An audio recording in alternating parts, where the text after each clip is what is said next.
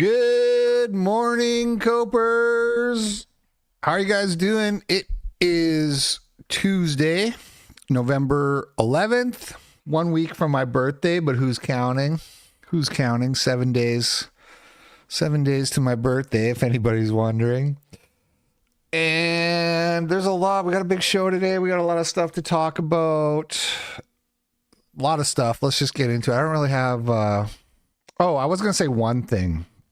Somebody commented on yesterday's show and reminded me that there's like a full history of every conversation you have with Grok, including like audio conversations. You can't play back the audio, but there's a transcript of it. So I do have the full transcript of the really funny conversation. When the person told me, I thought about maybe going through it today, but there's too much other stuff to talk about. But just so you know, if anybody doesn't believe me, like send me a DM and I'll link you the conversation. Or if you just want to read it because of how funny it is, because it really is funny. Like Grok is like, well, the problem is South Africa, they had bad Bantu hospitals, so that brings down the life expectancy. And I'm like, but Grok, their life expectancy was like 6 years higher. And Grok's like, right you are.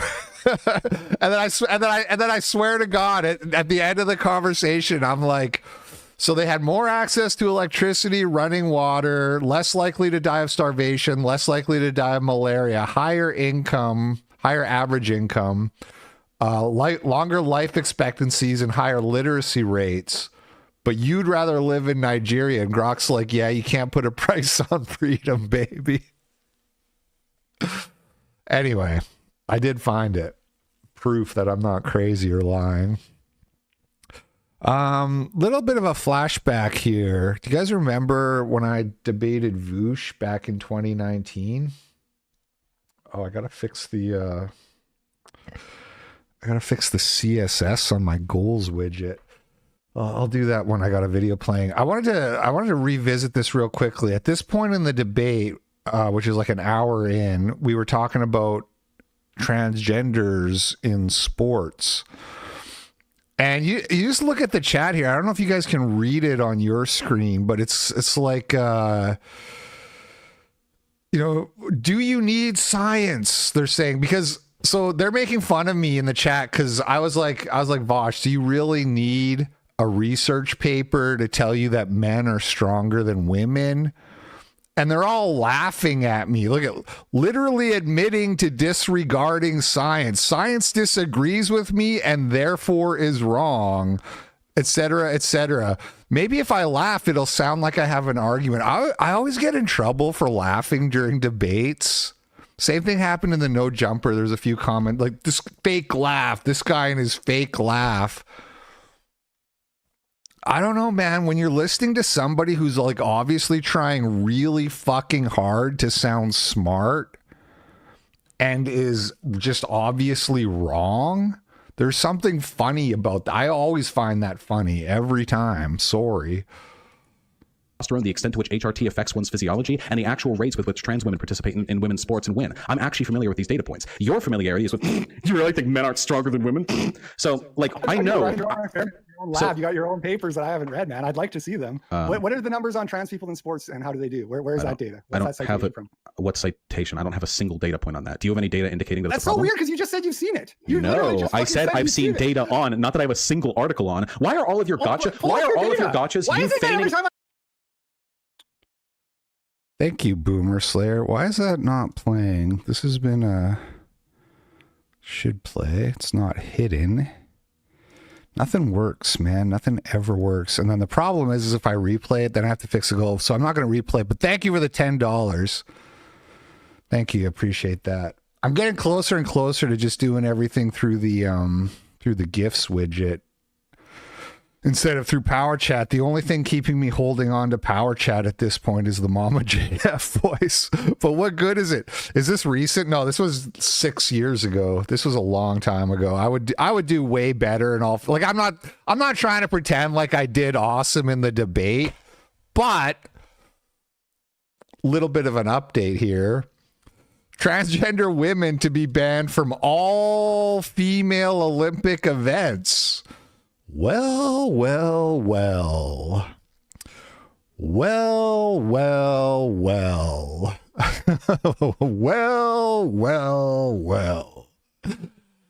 Oh boy. Lubermensch sent $10. 3 of every 4 tweets in my For You section is by Jews I don't follow who are promoting Jewish interests. I'm dropping X if this continues. It's weird, man. I had the same thing for a little while, and then I muted some of those accounts, and then it gets better if you do that. Like that Eel Yakubi guy, I had to hit him with the mute. I don't like to hit big accounts with mutes and blocks because I'm always like, you know, especially if they haven't blocked me.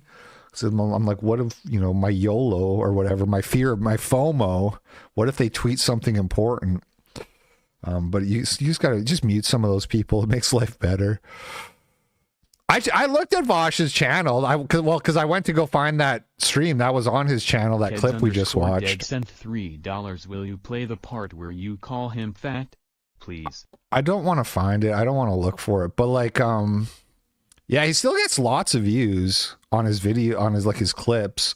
Like if you look at this, like, look, he's get like 100,000. He's posting like 4 clips a day, and averaging like around 100,000 views per clip or whatever. So just in like money terms, yeah, he's doing good. Let's look at social. Let's just look at his average views on Social Blade. This is a really good way to guesstimate roughly. Not this, because they tend to, like, they usually, if you're looking at this, you want to look at the high end, like around 400K a year. That's probably daily. So daily average 250,000 views. So yeah, he's making tons of money YouTubing, unfortunately.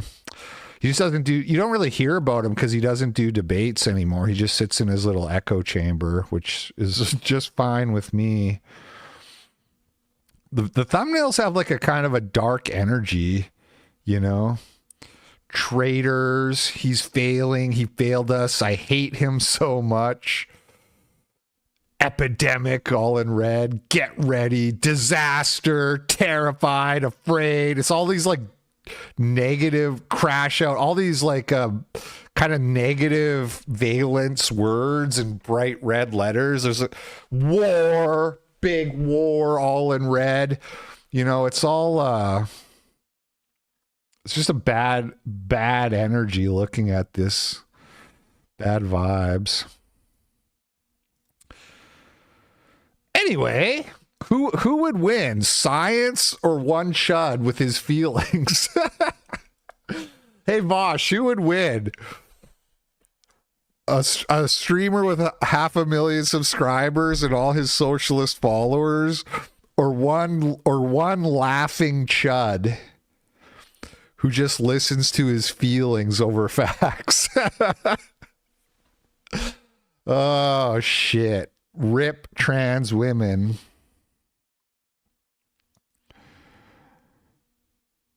Zoomer. Titan. Whoa! Respecter. Sent $100. Copy ain't easy. Yo, thank you, Titan. Cat respecterer. Thank you very much for the big dono. Appreciate that. Who needs 400K a year in ad revenue when I have friends like you, right, guys? We coping all right. Thank you very much, though. Really do appreciate that a lot. So generous. It turns out Zoomer Historian wasn't the only person to get banned. There was kind of a ban wave that happened with multiple channels getting removed. The Ukrainian Memorial of Heroes channel documenting fallen soldiers, and official channels of 3 Palestinian human rights groups. They also banned a load of pro-Palestine voices and an Azov channel. It's an ADL crackdown. They were bragging about meeting with the head of YouTube just the other day, so I'm guessing they agreed on a ban wave. ADL meets with YouTube CEO head. That's the CEO, right? Zoran Mamdani says he'll combat anti-Semitism as mayor. Womp womp, Sneeko. Womp womp. What? My based anti-Zog warrior? Zoran Momdani? Anyway, I'll take their word for it that happened. Jews in control. You've heard patriots in control?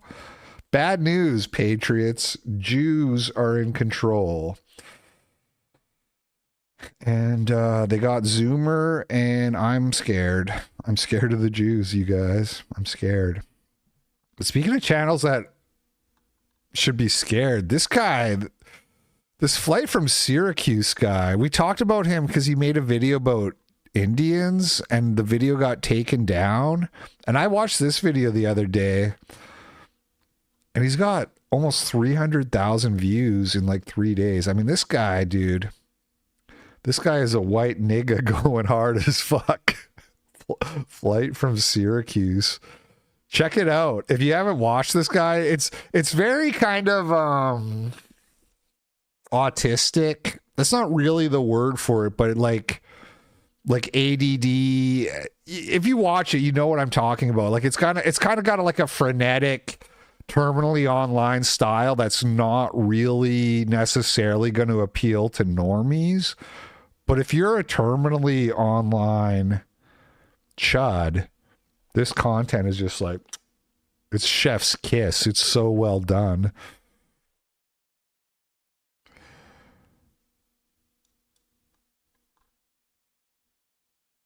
Donald Trump did an interview with Lauren Ingram, and he said that they talked about Chinese students, and Trump is like, I know what MAGA wants, and actually they do want 1 million Chinese foreign students here on visas, basically. Basically, that's what he said.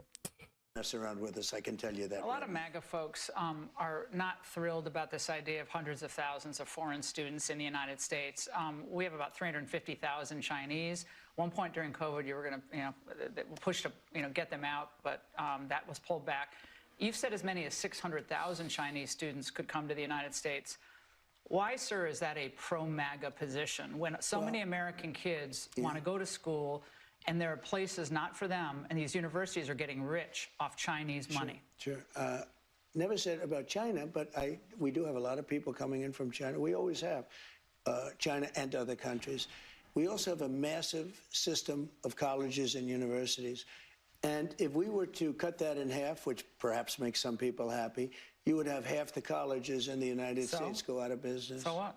Well, I think that's a big deal. I mean, so what is exactly right. It's exactly, because the thing is these colleges get massive amounts of funding from the government. They just give them money. They say, here's billions of dollars to educate Americans. And then they say, oh, actually, we need to educate Chinese nationals or we'll go out of business. And it's Trump the businessman, you know what I mean? Trump is just like, how do you make money as a business? That's kind of like how his mind works. And sometimes that's not bad, but there's other times where it's like, actually, so what if these colleges go out of business? What are they doing for Americans? Doesn't MAGA mean America first? What, so tax dollars pay to fund the colleges, and then the colleges make more money off these Chinese students, and then the admin at the college, the salaries, the payrolls of these colleges are insane.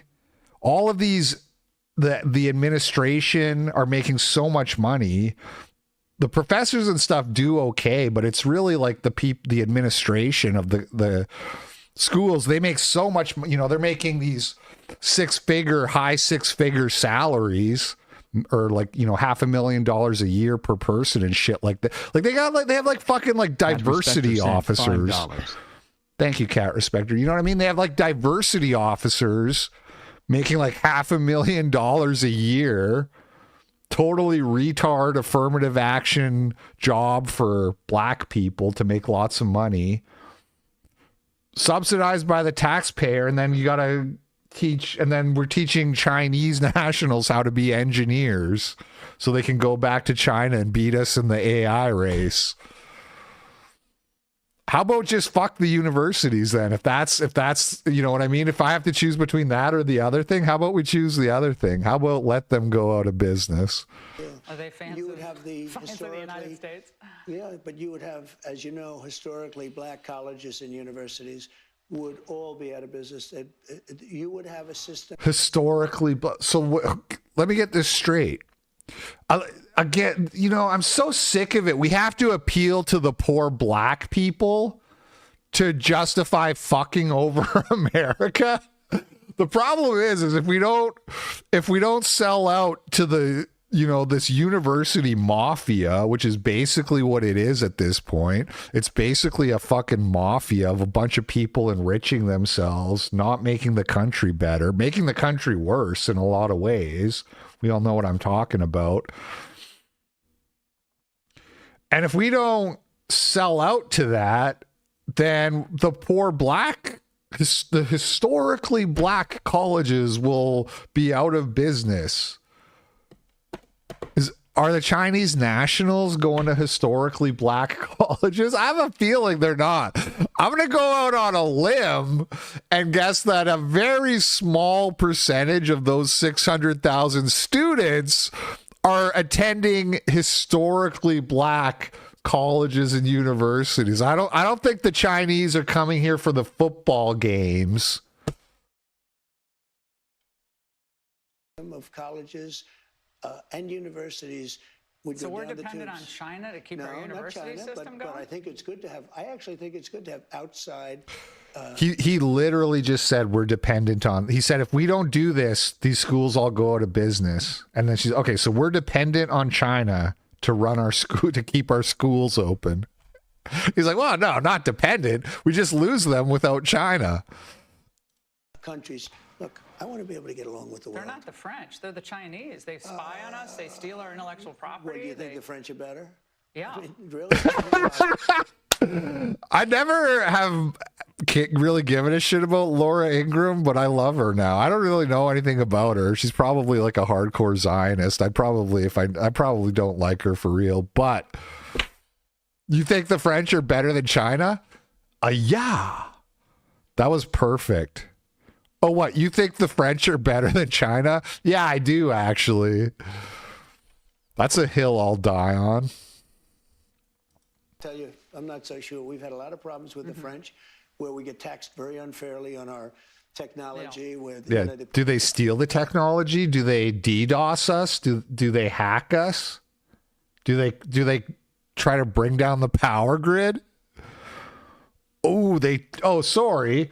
That's the Chinese. But the French tax us unfairly. You better not be banned, Orbital Bacon. Listen up, mods. Orbital Bacon is he's VIP, all right? You don't touch him. Put 25% taxes on American products. Look, assuming everyone treats us badly, because that's the way I am, but we take in trillions of dollars. She dated Dinesh I think that's true. I do vaguely. Or was it? Wait, are you sure it wasn't Ann Coulter? Or no, Ann Coulter dated a black dude. Bro,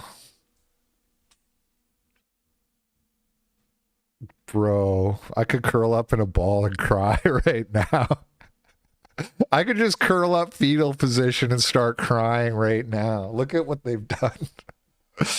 Oh, our base blonde women.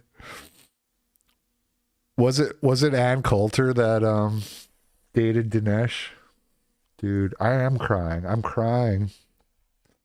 Please make it stop. Say psych. From students, you know, the students pay more than double when they come in from most foreign countries. I want to see our school system thrive. But at the same time, I know you and I disagree. Yeah. We're never going to agree on it, but that's okay. And it's not that I want them, but I view it as a business. Oh yeah, we did in the span of the week just catch 3 Chinese students stealing. Ani Strump sent $3. I don't work for you, goy buddy. When are you gonna figure that out? I work for the small hats, multinational corporations, and financial class. Silly goys. Put your hope into me and I will destroy them. Well, that's just it. These admins that I'm talking about at these schools who make so much money, they're massively disproportionately ran by Jews and blacks.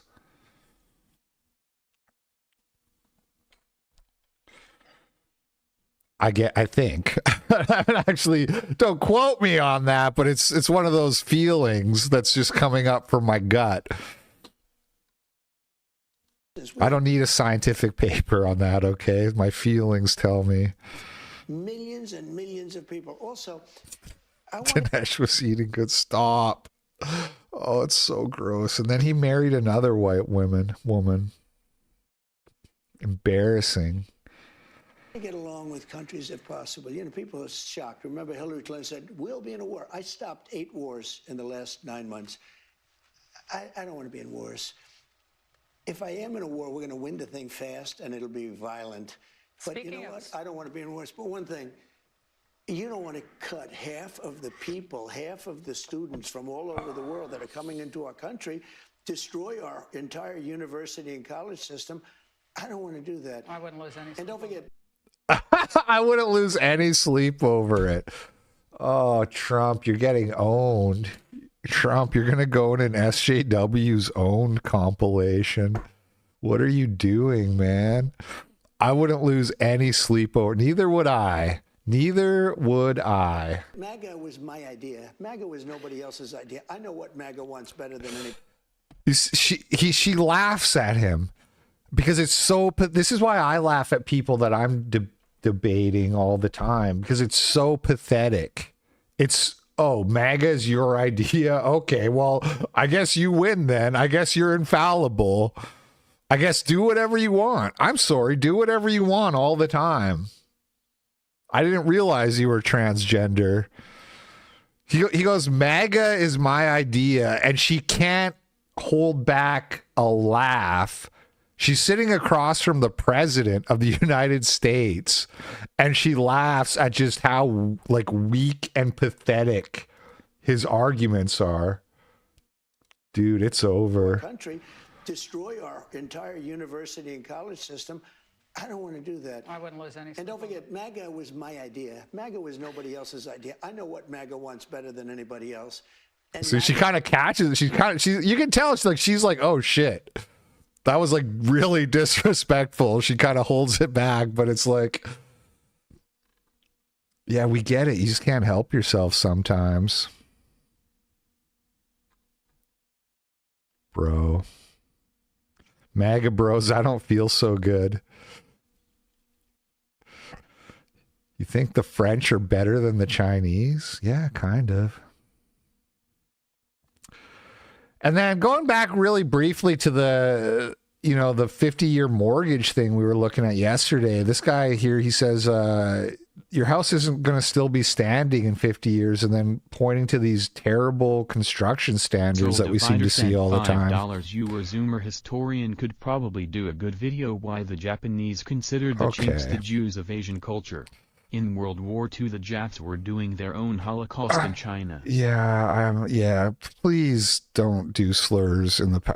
Please don't do that, because I'm trying to not get banned, and then... It's never been more over. It never even began. Yeah, thank you for the $5. Thomas Sowell actually makes the same argument in his... I read that book, White Rednecks or Black Rednecks and White Liberals or whatever, and it's not. I don't even really recommend it, other than the slavery essay, the one called "The Real." That should be required reading for all American students. The Real History of Slavery. But he's got another one called something like "Are Jews Extraordinary or Special" or something. I can't. It's something like this. Not that, but it's something like that. Exceptional. Are Jews exceptional? It's something like that. And he makes the argument that Chinese and Armenians act the same way, which is, by act the same way, it's basically like as middlemen. So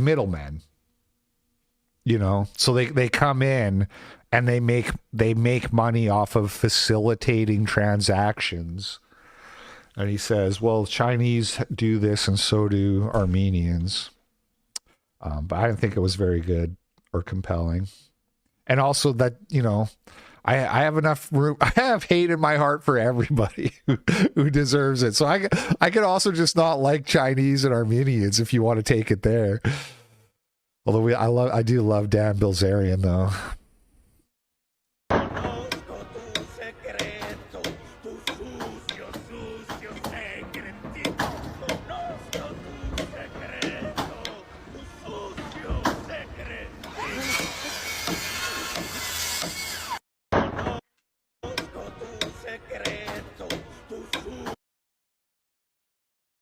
Look at this nail. Every single new build. Every single one. I'm not really like a construction guy. I know some of you guys work in construction. I know I've noticed from talking to the audience that there's a fair amount of like blue collar types, which is maybe why you guys like metal so much. Duke Nukem sent $3 in here to kick you ass and chew bubble gum and him all out of bubble gum. Thank you, Duke Nukem. That was the wrong voice, though. Did you choose the Duke Nukem voice? Because that was a fail. All right, so let's say you're a construction guy who knows what he's talking about. Would you rather buy a house that was built like 60, 75 years ago, or a new house for like the same price? Because traditionally, newer homes have been worth more. Generally, like, homes depreciate in the sense that they get older and they require more work and more upkeep. But I'm just wondering if there's like a tipping point where the modern standards get so bad that actually, like, you'd rather just buy an older house and fix it up because they're more sturdy. Exactly. They used to be built to last, and now they're cheap and thin. The materials were better. I swear the Duke Nukem voice has worked before. 250 years old, like a plantation, a southern plantation. Your husband said absolutely not for the older houses. Yeah, I don't know. I'm just asking. It's maybe, it probably depends, but it's like, as a guy who doesn't know, it's scary, like, wanting to buy a house and then not knowing if you're buying like a lemon of a house. You know what I'm saying? I don't want to buy a house that's a lemon and then find out after I buy it that it's like a giant piece of shit. I guess Titan sent $5 on Rumble. People always talk about your good illegal workers, but they hammer and screws. Smiley face emoji. Yeah. Fortunately, my father-in-law is really good with that stuff, so we just gotta lean on him. Hopefully he lives forever, because I really like leaning on him. Anyway. Jake_Tongues sent $5 on Rumble. I work in construction. Those weren't nails. Those were lag bolts and were supposed to be driven in with an impact. I work with loads of Mexicans and they couldn't give a shit about quality of work. Well, driven in with an impact, isn't hammering an impact? I don't even know what you mean by impact. Like, I thought they were supposed to be screws, like, drilled in. But you're saying driven in, which sounds like hammering to me. This is how little I know. I don't even know what you mean, but impact is a drill. Okay, thank you, Bliss Chilling. Please, explain it to me like I'm 7. They can never get the rafters. I'm banning the next person who says impact drill. Gary, you're out of here. No, I'm just joking. Connected to the ridge. Missing the counter flashing. You fucking people.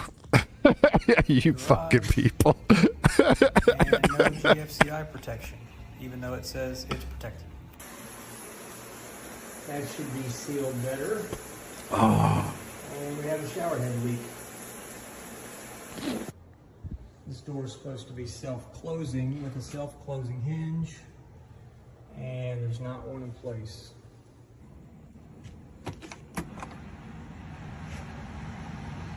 No air filter.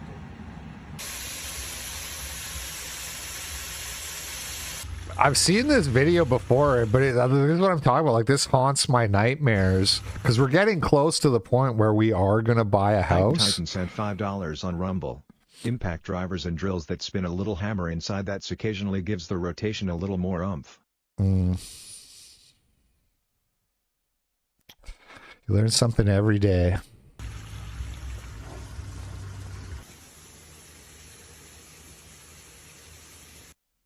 That doesn't look good. Anyway, it's all right. We'll have that bad boy paid off in 50 years. We'll pay 3 times more interest than the premium. Don't worry about it. Ben Shapiro tells native New Yorkers that they should leave New York City if they can't afford to live there. If you're a young person and you can't afford to live here, then maybe you should not live here. I mean, that is a real thing. Yeah, I know that we've now grown up in a society that says that you deserve to live where you grew up, but the reality is that the history of America is almost literally the opposite of that. The history of America is you go to a place where there is opportunity. And if the opportunities are limited here and they're not changing, then you really should try to think about other places where you have better opportunities. If you're a young person and you can't afford to live here, then... All right. Look, this is kind of a nuanced topic. I don't think that... I don't think we really tell people they have the right to stay. That's a more modern, like, trad conservative idea of we shouldn't be so rootless as we've become. Because like Ben is saying, like, yeah, people historically have moved around a lot. I think that's generally speaking pretty true. But it's not like now we tell people, oh, you shouldn't have to do that. It's really still expected, but people are kind of realizing more like, oh no, actually living in the same place as that your great grandfather lived in and your great and so forth, there's actually like some intangible value in that we've lost and that some people are trying to regain. And by the way, there was this guy on who left a comment because I had said that I was kind of like, you know, this bad part of me was looking forward to watching New York crash and burn. And this ragamuffin guy was really upset with me, and he talking about how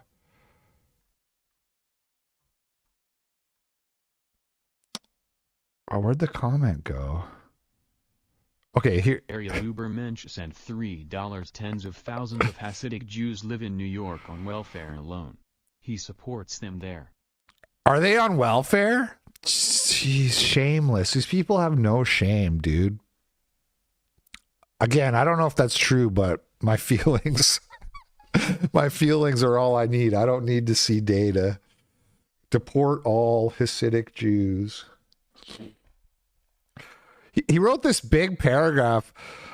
I'm a lifelong New Yorker and American. I'm never going to try to move. I am from Long Island. Long Island is red. If Long Island was its own state, it would be soiled red. So to say you're happy to see New York go down really isn't right, LP. We are a solid unit and white people are here and been here. They are stealing this from me and my family. People are fleeing now, and you know how they pay for New York City. They steal from Long Island. They won't let us make our own 51st state. Even though we're detached from New York City, we're detached from the entire continental U.S. I live in an island off the mainland. You should not root for this and be glad because I didn't even have a vote in this, man, but they take my money for it. And it goes on and on and on and on. And first of all, I gotta be honest. When I was reading this comment, I was thinking of that Cuffham guy when he donated to Kai Cenat and like, I just wanted you to say my name, Kyle. Oh God, how'd you do that to me? Because look at this. I'm very disappointed in your happiness for this. Man, this isn't right, LP. Stop wishing bad on the good people of New York. Just that Cuffham guy crying. That's what I thought about as I was reading this comment. I was like, I respect you so much, and that hurt. You hurt me. Kai, I just want you to say my name. Having said all that, standing while pooping, every aspect of newly built houses and subcontracted out to the lowest bidder. Mexicans, they don't give a fuck. They're selling small duplexes for $300K where I am. Duplexes. Yeah, it's everything is like you got to do it yourself now. You know what I mean? Oh, want to educate your kids? Better homeschool. Like everybody says you're a bad person now if you don't homeschool, as if that's just like the easiest thing in the world for everybody to do. When going back to like 1980 and earlier, less than 1% of Americans were homeschooled. And now it's close to like 7% because diversity is our strength. That's why. Over 50% in New York City. 50% what? What does that mean? Over 50%? White? It's not white. Anyway, look, I respect wanting to stay where you are, and it does sound like a shitty situation for Long Island people and that, but it's like what do you want me to do about it, man? The barbarians are at the gates, you know? Maybe you should leave or stay and pay for brown people to rob you and kill you. It's your call. You could leave, you could stay and keep paying, keep subsidizing brown people and hope you don't get stabbed on the subway. Or you can leave. Like, I don't know, man. It sucks. I'm not happy. I know I said I was looking forward to it, but that was more from an intellectual. I feel bad for people, and I hate that this is our life. I hate it. It's like I've like dedicated my life to just trying in all of my impotent rage to stop this from happening. I'm sorry I can't actually stop it. But maybe you should just leave, because it's not going to get any better. I don't know if everything has been fine up until now, but it's definitely not going to get any better. And he says, unlike you, I'm not going to run from my ancestral homeland. 50% of Hasidic Jews on welfare NYC. Sorry. Yeah, that makes sense. Character stacking.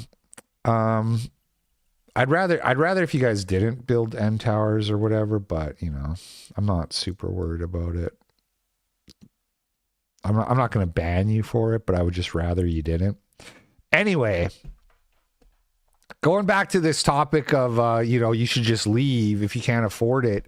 This is what I was saying about how the GOP, who Ben Shapiro is kind of like a poster child for the old way of thinking. GOP wise is they don't offer solutions to the affordability crisis. They love to talk about it, but when push comes to shove, they don't want, this is why you got Brylan Hollyhan saying we need more legal immigration. Homeschool could be negative long term. Like, should schizo Candace Owens fans really be homeschooling their kids? Public schools are bad, but a lot of schizos are homeschooling. That can't be good either.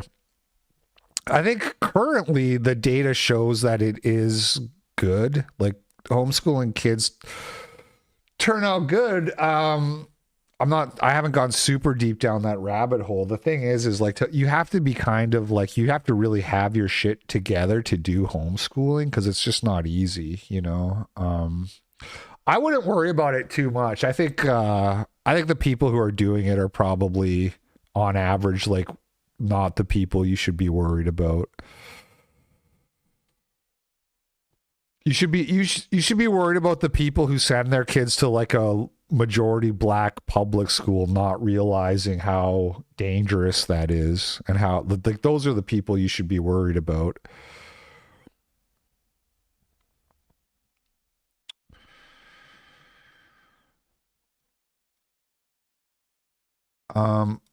Speaking of the schooling thing, there was this, I'll skip ahead real briefly to this story. I'm not going to spend a long time on it, but a ProPublica analysis revealed a stark pattern across the Deep South, where about 200 majority black public school districts educate 1.3 million students. Alongside those districts are private academies filled with almost entirely with white students. Steve Saylor says that's totally different from the situation in Washington, D.C., where rich white liberals all send their kids to black majority public schools like Sidwell Friends. Sidwell is a black majority school, isn't it? I'm going to go out on a limb and guess that it isn't. So you have a rise in homeschooling and a rise in private education as well. And it's all just literally trying to get away from the usual suspects.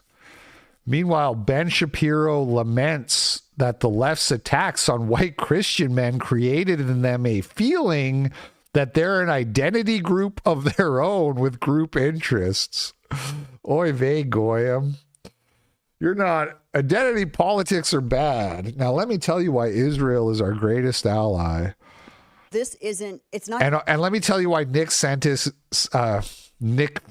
is evil, because he's an anti-Semite who loves Hitler, but also identity politics are bad.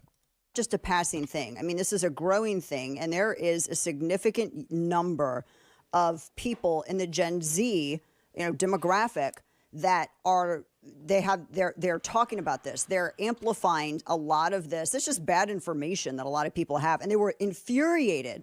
I just looked on social media. I'm sure you saw it. They were infuriated with Eric Trump's answer. And I kind of wanted to get your thoughts on this, and we'll dive into it further. Sure. Well, I mean, I think that we can start with what's driving this in the first place. I think that one of the things that is driving this is the fact that for a decade or more, there was an attempt by the left to basically target Christian white men. And there's no question that this was true, that just in terms of policies were designed in order to disadvantage Christian white men, whether it was going after the Little Sisters of the Poor or the attempt to Me Too anybody who was, masculine in any way, the attempt to say that men could be women, the sort of DEI nature of all of American politics, the BLM movement, which is directed at the idea that there's a white supremacist superstructure. And in saying that over and over and over, what the left actually did is they started to create a feeling in a lot of young white men that as a targeted group, they actually were an identity group of their own. And then now as an identity group of their own, they must rise up and lay low anybody who is not a member of that group. And there are a lot of influencers and a lot of political commentators that we've talked about who are fomenting this because it goes viral online. The algorithms, particularly on X and on TikTok, are very, very fond of this, I think, for a wide variety of reasons, some decent and most not decent. I think there are a lot of manipulations in the algorithm there. But yeah, the people running TikTok are anti-Semitic, right? And Instagram and others. It's not just this is actually what people want in general. It's not actually just like the average person agrees with those views. It's all notorious, nefarious, algorithmic manipulation by, let me check my notes, what the Jews who own and run TikTok, Jesuit train, the Jesuits running TikTok. There are a lot of people who are perfectly willing to cater to this and then to sort of promote this idea. And that's how you get to this place. I mean, the fact that this was happening at a TP USA event and these sorts of questions are the kinds of questions that Charlie Kirk himself was routinely receiving over and over. And it was clearly coming, as Nick Fuentes said, it was clearly coming from Nick Fuentes' side of the aisle. I do not think this is originally a general outgrowth of normie traditional thought. A lot of the kinds of questions that you're hearing here. And the vice president was asked last week whether Judaism was targeting Christians, which is an absurd contention, just historically and contemporaneously. Those questions are coming from a particular place, and the humoring of that particular place is something that Charlie actually did not want to do. Charlie actually forbade the involvement of Nick Fuentes and the Groyper mentality and white supremacy from TPUSA. Obviously, that door has been breached, and I think that's why you're seeing that at TPUSA. And, frankly, I think that the TPUSA could do a better job of working with some of the personalities with whom it is currently working who are promoting this sort of stuff.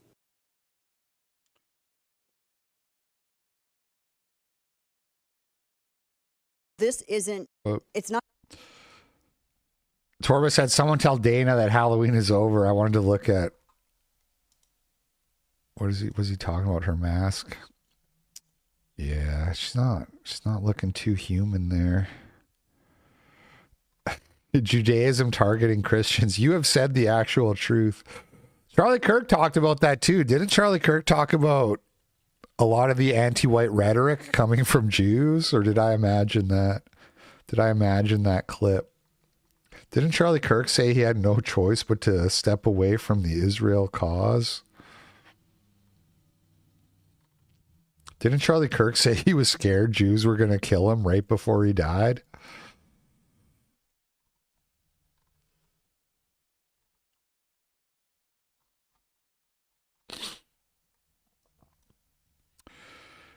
Oregon teen, did I say it right? Oregon? Oregon. Is that how you say it? Oregon. You have to like downplay the O as much as possible.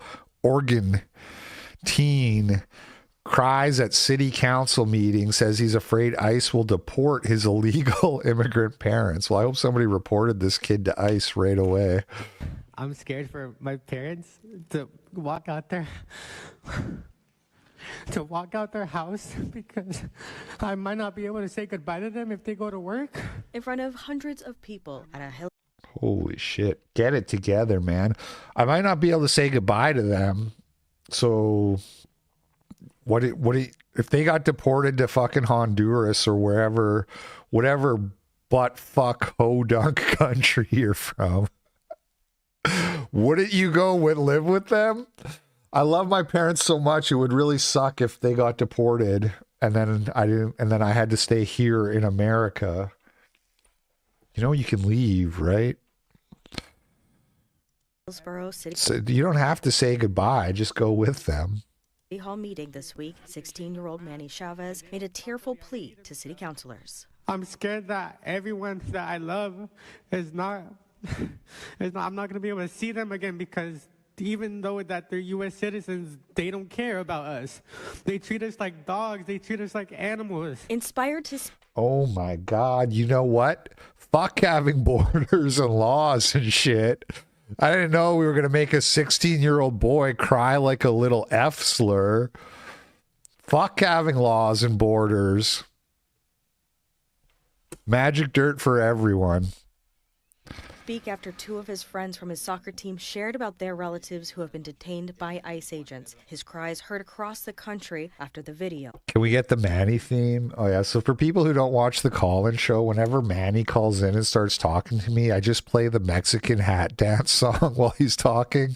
And that's like, I want to live in a world where we have chud city councilors sitting up. When that guy's like giving his speech crying, you just pull out your phone.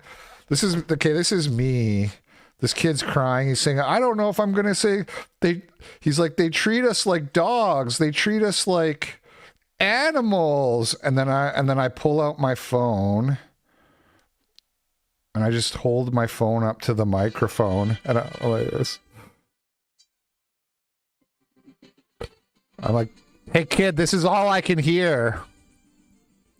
Sayonara. Bye-bye.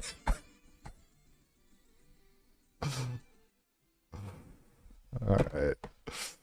One viral. Surprisingly, it got big and a lot of people contacted me and like were saying they're proud of what I did and how I spoke up and that it was brave of me to do. Manny was born in Oregon. His mother is Does he have a small business disability? owner and pays taxes, but still he fears for his family and others. Today, I sat down with him and asked him what he wants the city to do. I hope to see them be on our side and at least do something about the police department, having them help more on the immigrant side. I want Manny to know and I want everybody to know that if we could banish ICE like that, we would. Oh if my God. an ICE agent Physiognomy vindicated once again. Look at this fucking... Is that a man or a woman? I think it's a woman. All androgyny should be barred. Barred from public office. No androgynous people shall run for public office. and a Hillsborough police officer come into contact, whatever the ICE agent is doing, they take precedence. Because This used to be like a Saturday Night Live sketch. Of this supremacy clause. Hillsborough Mayor Beach Pace moved by Manny's Beach paste? Beach paste. Supremacy clause. Hillsborough Mayor Beach Pace moved by Manny's testimony. Pace. Pace says the city has been designating money to support Latino organizations and businesses, noting the Hillsborough Police can be a resource. If a family member or anyone sees somebody that's in the process of being detained by ICE, they can call 911. Hillsborough Police will arrive, and they can ask to verify identification of the ICE agents. Despite what the city can do, Manny, a junior in high school, wants more for himself and his community. I really do want something to change because I should not live like this as a 16-year-old. I shouldn't be scared. I should be focusing on school, and I can't even focus on school. Why don't you go focus on school in Venezuela? Lauren Southern, everybody's favorite topic. She says, intelligence agents showed up at my door last year. I told them to leave. They proceeded to call me from anonymous numbers repeatedly, contacted my gym, told me they wouldn't go away unless I built a relationship with them as an asset. Your audience will never know. Returned to speak with me multiple times. So are these Canadian intelligence? She is still in Canada, right? What are they called? CSIS? What a gay name for your intelligence service. Your intelligence service name should just roll off the tongue. CIA, FBI, not CSIS. It doesn't work.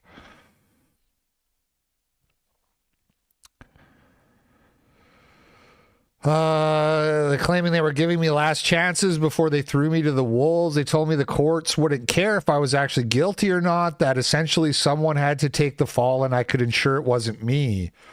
It was repeatedly implied to me that you're smart, you know it's not what's true that matters, it's the perception. I was made to believe there was a potential arrest coming, made to believe I could never travel to the U.S. again without being arrested by the FBI. Oh, maybe they were Americans. It's hard to tell. Made to believe I might not be around to see my child grow up. None of these things were true. I can enter the U.S. without issue. I was never arrested. I did nothing wrong. I was psychologically manipulated for months in an attempt to turn me into a government asset. We have one-party consent in Canada, and I believe it is in the public interest for people to understand how this works, as I know I'm not the only one. I have nothing against the agent. Well, maybe you should hold these Zog bots to a little bit of a higher standard. He was just instructing and doing a job. I have no doubt if his job were to destroy my life and try to jail me based on perception, not truth, he would do it. Yeah, well, maybe you should hold that against him. I don't know. There are just a few excerpts cut from hours of conversations to give. Okay, so this is an 8-minute highlight reel from hours of conversations with, it does appear to be CSIS, judging by the logo up there. I've never been contacted. What am I, chopped liver? Nobody wants to turn me and make me an asset. You know what the problem is they watch my streams and they're like, don't waste your time on this chud. He's clearly a man of impeachable integrity who deeply loves his people. Don't waste your time. Before you start, I just want to ask you, please, just turn off the phone. Oh, yeah. I'm really trying to hear to I could peg that guy's Canadian accent just off those first words. help you and navigate you out of this. Because if you just sit here and don't do anything, I know that's the easiest thing for your lawyer to say, but your lawyer's not going to be the one sitting in detentions. Like you that happened to you a bunch of times. I know you're actually you put up a very amazing front that things don't just disturb you, and it's quite actually incredible. Like when we came to your door, maybe you had 10 seconds of nervousness. You settled yourself down and you were calm and quiet and nice. It's actually, if in another life, you would have made a great intelligence officer. I know it comes out. It comes out. It does stress you out, and it should, because you're one of your primary jobs is you're also a mother, and besides your other job. As a mother, you want to be there. You want to protect your kid. You want to be there. What did they want from her? They wanted her to what? Like, was this about the tenant stuff? Because she's saying this is like a year ago, so it's kind of like more back when the tenant stuff was still going on, and they got her to go testify in front of some retarded panel of Canadians, whoever they were, at the House, and I mean, what was she supposed to say? Like, what did they actually want from her? I really wonder. I genuinely, because none of it makes any sense to me. See him grow up. You also want to be there to be able to provide for him, because you're Chinese Canadian could be doing like a lot of multi roles. I don't want to see a situation where that. So some good voice physiognomy, or what, voice phenotyping. You could be right about that. Gets interfered for whatever. Well, then don't let that happen. Well, that's why I'm asking. So this is a threat. This is absolutely not a threat. This is like our second time coming. Mm-hmm. It doesn't happen often, and once that legal ball gets rolling, when warrants or charges are issued, there's nothing that can be done after that, and that's fact. I know you're thinking. I can see you thinking when you're writing your notes and trying to get a hold of your lawyer, because I know it was very aggressive to show up at your door, but I think we can help you navigate through it. And again, in my opinion, just doing nothing is not gonna get you in a better spot. It's gonna be putting you at a significant disadvantage. Nothing might happen, okay? Like nothing. If they're like, oh, we don't have a significant case against Southern, then nothing. But if they go, these guys are all saying negative things. Again, when you're in the courtroom. Chat seems to be in agreement that we're dealing with a yellow officer here, an officer of the yellow persuasion. Perception, not what the truth is. I just, if you're having hours of conversation with someone and you're recording them, don't you at some point just be like, so what do you want from me?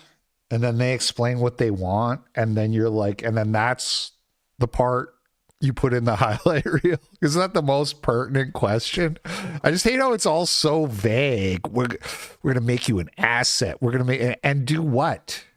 Why? And you're smart enough to know. I'm really trying to actually help you. My mom was a single mom. You're a single mom, and I understand what you're doing right now. You're kind of keeping low and something that blows over. But I want to tell you, like, there's certain things in motion right now. This is not going away anytime soon. This, like, why entertain this isn't a call. They're clearly talking in person. He even said at the very start, turn off your phone, and she said okay. And it's kind of sounds like they're like going for a walk or something, but what is the benefit for you cooperating is pretty much maybe not. self-preservation. Out of all the contributors and the founders, like all of them, I've talked to. But yeah, I would, if a Fed was trying to turn me, I would record him. But I'm just saying, all I'm saying is I would ask better questions. I would be like, what exactly do you want from me? The FBI. Mm-hmm. And the only person that's not. And then I would join the Feds. And I would infiltrate, and I would be a double agent. They would think I was coming to help them, but I would actually,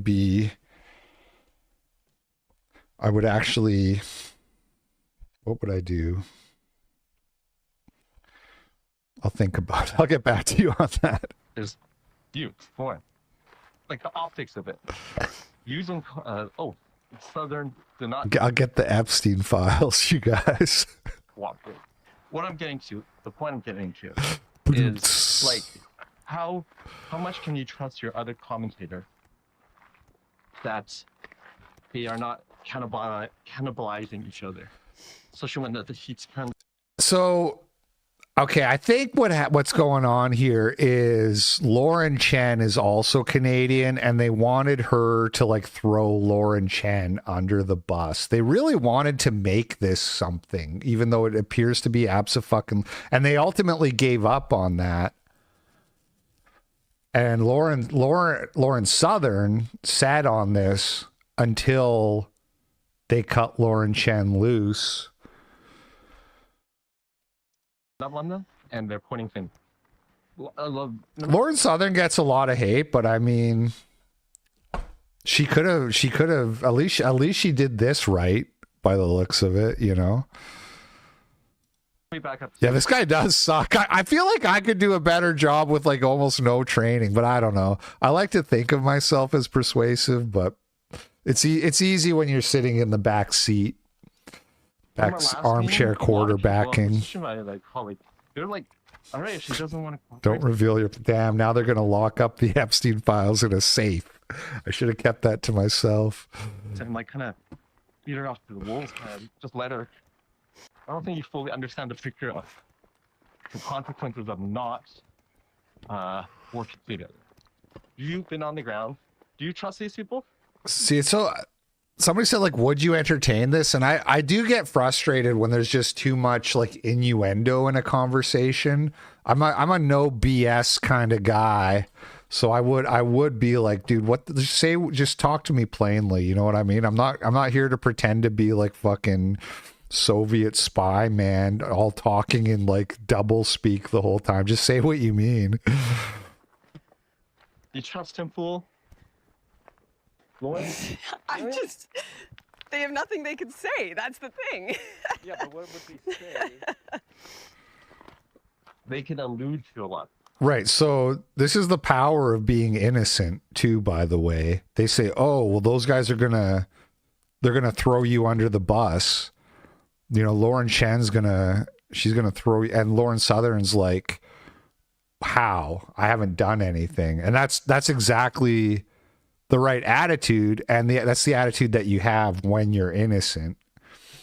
And this guy's like, well, they could allude to things. And that's all really in this kind of pace. That's all you really kind of need.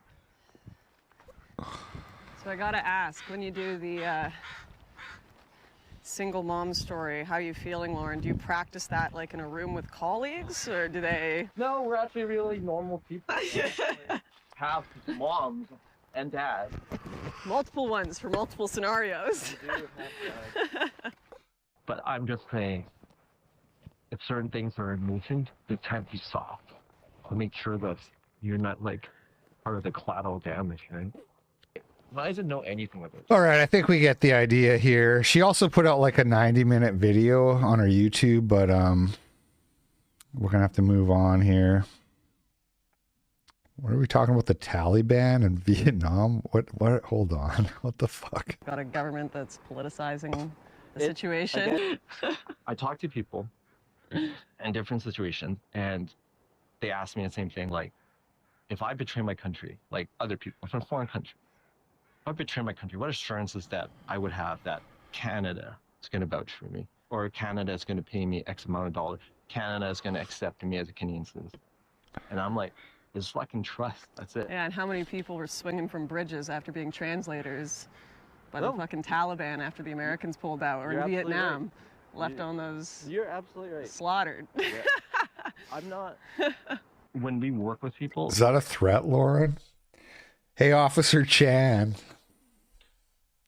We're gonna do things to you. We are gonna fucking kill you. Anyway. All right. How can we forget the honey potting? Fool me once. It's like middle age and older. Did you try to put the moves on her? It'd be very hard for me to date. Well, yeah. I assume there must. I see young people now, like 20. You know your profile for your Signal? Is that on your dating profile? Like, I don't have a dating profile. The one where you're like this on the tree. Oh my god. Tree? I don't have a dating profile. Well, your profile. Yeah, my friend just took that photo of me a few weeks ago. That looks like a dating profile.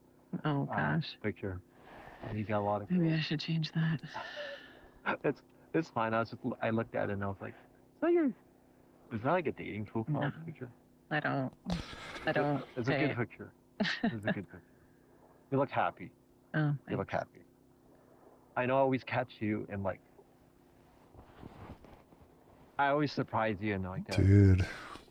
And you have like this nervous look on you. But you look happy in that. You look very happy. Thanks. It's a beautiful night. This is a very interesting one. Oh my God. This dude didn't stand a chance against, this is against Lauren. She put out a 90-minute video. Bro, that's I'm happy for you, or I'm sorry, but I ain't watching all that. Anyway. Destiny claims Twitch streamer Hassan fucked a 15-year-old while on a trip in Berlin. Destiny said, if Hassan is going to reach this hard to say that I kickstarted Fuentes' career, then I am responsible for his career 10 times over. Also, Hassan fucked a 15-year-old when he was visiting that brothel in Berlin. That's why he doesn't like to talk about it as much now. Very interesting. One more observation in my Turk log. Moving on, Cash Patel and his girlfriend have weaponized the legal system against Elijah Schaefer and his media company, Rift TV. In an unprecedented case of lawfare that will not be taken lightly, allegedly using Cash's own legal resources. Insane details to be exposed. We have here from the Gray Zone, Max Blumenthal's publication. Cash Patel's girlfriend files frivolous $5 million lawsuit against MAGA influencers for insinuating she's a Mossad honeypot.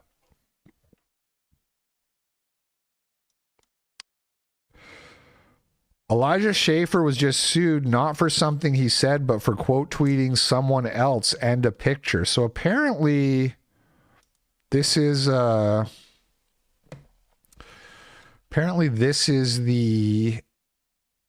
hold on, I just got an email and the subject is toxic mod issue. Who is it? Gabber and Jessica. You guys are always oh, no, it was another YouTube banned for arguing. And this guy wrote like 6 paragraphs. When someone asked why I was banned, he was immediately banned. Yeah. Your mod Jessica tried warning me to stop posting, and I told her I was done. Wow. This is... whatever. I'm just going to let the mods be toxic. I can't, there's lots of other platforms you can run to. Just be aware that the mods are everywhere. The mods are everywhere. If you go over to Rumble, you got to deal with Gabber, and he's really bad. He's really trigger happy too. So somebody here tweeted, Mossad sent female operatives deep into Iran. By the way, if you want to send a super chat, I'll unmod you. That's a lot more effective than sending an email. Just send a super chat. It's like a mafia extortion scheme here, or go to a different platform, whatever. Mossad sent female operatives deep into Iran, seducing top officials, infiltrating government surveillance networks, and carrying out sabotage missions. And then Elijah Schaefer quote tweeted this with a picture of Cash Patel and his girlfriend, which this has been like a running meme for as long as everybody's known about his girlfriend, that she's an Israeli. She's an attractive Israeli woman dating an Indian. You don't see that every day. And people think that maybe there's more to the story there. right, so Elijah's going to kind of go over the lawsuit here for us. Over the weekend, I received concerning news that I was being sued for $5 million by Kash Patel's girlfriend, Alexis Wilkins. And the reason why might actually shock you. About a couple months ago, I posted this photo on the public social media platform X. I posted it with no caption, no suggestions of any malintent or any slander, defamation, or criticisms of character. I did so attached to an X post shared by another account that I'm not connected to that talked about government agents being compromised.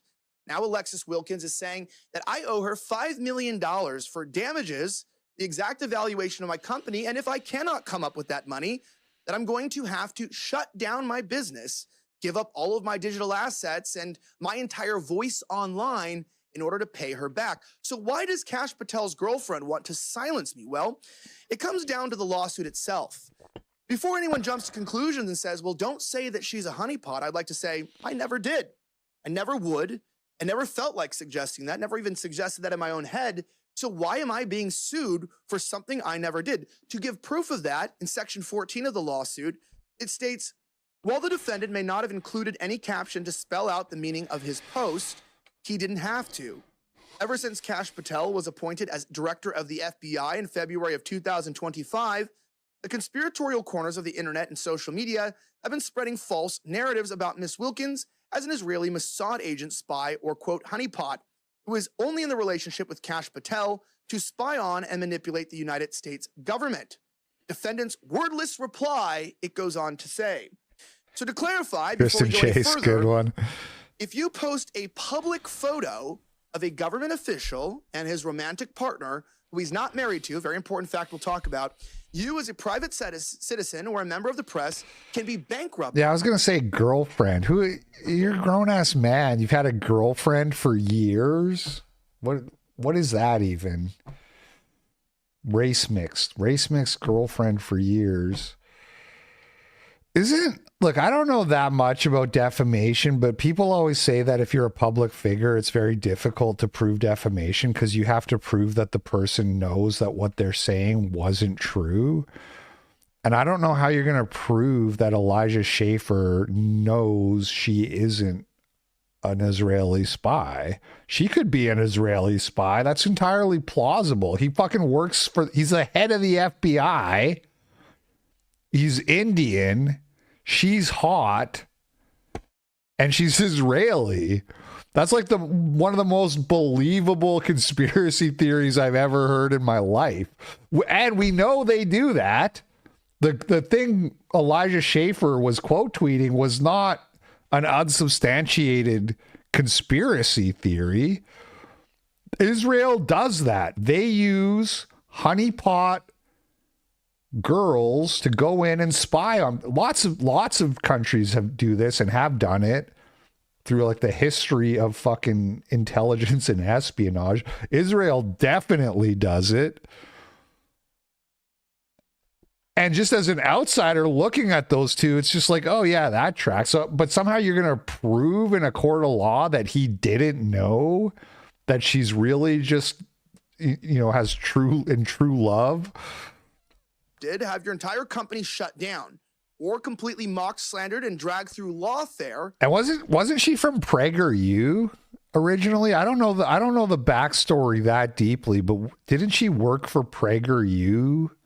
Which is basically a Mossad operation. Don't sue me for saying that, but like that whole PragerU's whole thing is like pushing Zionism and philo-Semitism and Judeo-Christianity. Because of what? Because of your and somebody who works at people who work for PragerU are former IDF, like one of the head people. I'm kind of vague on the details. But I remember reading that like not Dennis Prager, but some woman who's like really high up at not even just like was in the IDF, but was like IDF intelligence or high up in the IDF or so, you know what I mean? So it's like, I don't know, man. It's pretty believable. First Amendment protected rights. Now, I believe that this lawsuit is not only an attack on our First Amendment and our constitutional rights given to us by God, but I believe this is also a violation of SLAPP ordinances. This seems to be a proxy lawsuit, if anything, from Kash Patel himself, and I have the evidence to prove it. We'll start here by talking about what is this lawsuit about and why is it so concerning. As Mike I just Brown, read, the Colossus co-own sent $5. Hey LP, these niggers are suing everyone. We need to return to the land, and by land I mean .08 acres in Coeur d'Alene. Daniel Ray sent $3. George Thomas Floyd was arrested for vandalizing BLM flags in St. Paul. Hess White. Sorry, I was thinking about the first power chat. I kind of missed the second one. George Thomas Floyd was arrested for, I saw the memes on Twitter. People were saying like George Floyd like reincarnated as a white guy and now he's tearing up gay crosswalks or whatever. That happened like a week or two ago. Thank you for the donos, guys. Dude, well, so that guy got arrested for dressing up as a Nazi a week ago, 2 weeks ago. Elijah Schaefer's getting sued for tweeting a picture of Kash Patel and his girlfriend in a funny tweet. Like, couldn't you literally just say it's a joke? Like, it's just funny? Because it is funny. Maybe it's true. It's definitely funny. It's objectively funny. And that's what people do on Twitter, is they joke. And then also, this guy who heckled Portnoy got arrested. We're going to look at that after this story.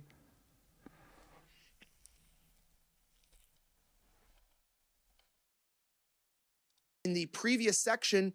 I'm not saying you better not criticize Jews or they'll ruin your life or even just upset them. But a lot of people seem to be having their lives ruined because they upset a Jew lately. It's just a pattern I've noticed. Mike Brown, the Colossal co-own sent $3. Cat respecter impersonating me spelt co-own wrong. Well, I'm sorry that happened to you.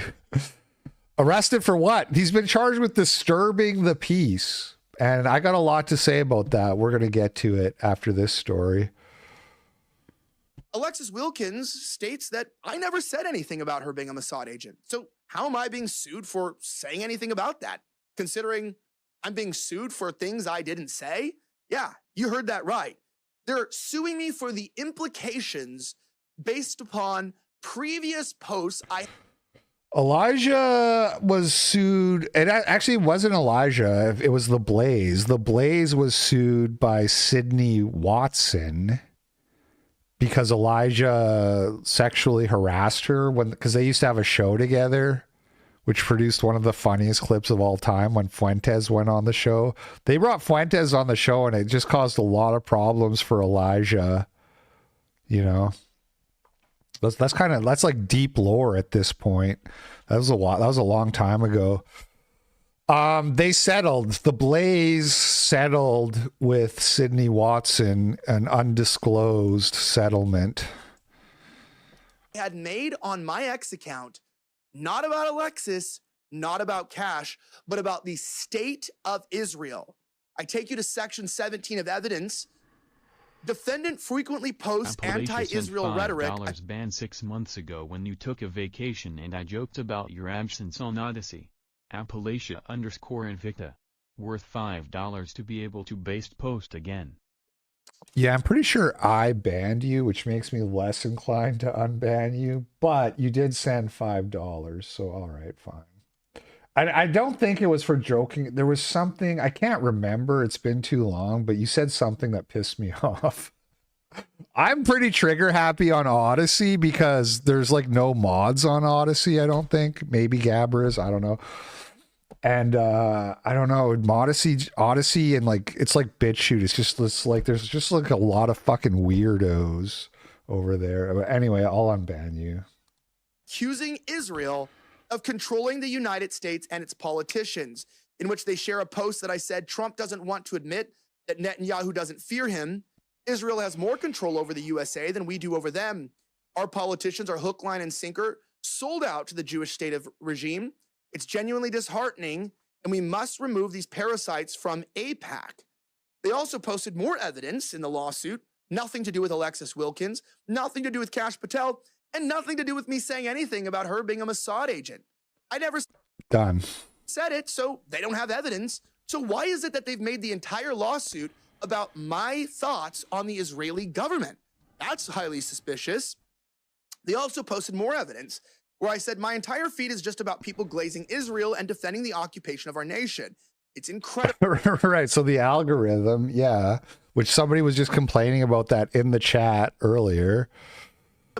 It all happened after the forced TikTok sale on behalf. Honey pot wife sent $5. Hello, my brave Delta warrior. Please, would you like a lunchtime snack to keep your energy high? It's a little bit early for that, but yes. Half of the ADL. I also said you either get Israel-controlled politicians who hate you or foreigners who hate you. Welcome to America. I hate it here. And one of the last posts they put, there's many, many more that I'll read. This is very weird. None of these posts have to do with Kash Patel's girlfriend who is suing him. So why even include them in the lawsuit? It's almost like people know that if you frame somebody up as an anti-Semite, it's like poisoning the well. You know what I mean? It's like, oh, if we get the right judge, if we get the right loyal judge on this in this trial, which I'm sure somebody like Kash Patel can even manipulate behind the scenes if he wants to. Please don't sue me for saying that, but you're the fucking head of the FBI.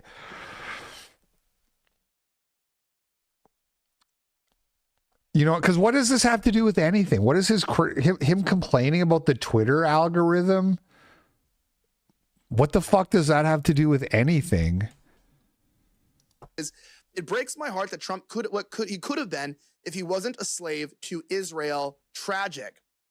Now, if you're like me and you're wondering, what did I possibly do?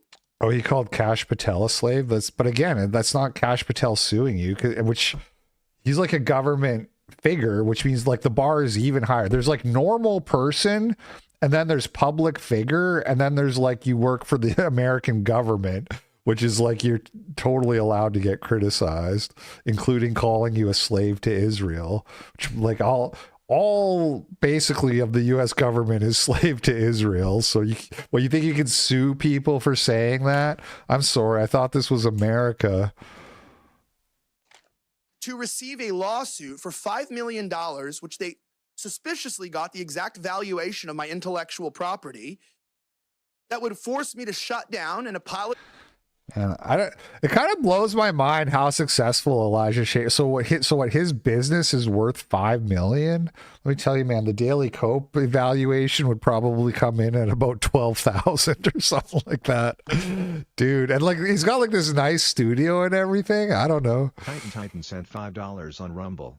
Pretty bad sign when the elite/ruling class are suing peeps like Elijah. Dude, he's not even like that big. That's what I'm saying. And I'm not trying to throw shade. He's way bigger than me.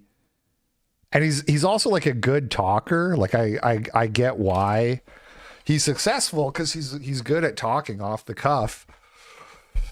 But he's kind of a small fish in a big pond. So it is weird that they're going after him. Apologize and turn over all my assets to this. He gets a ton of viewers.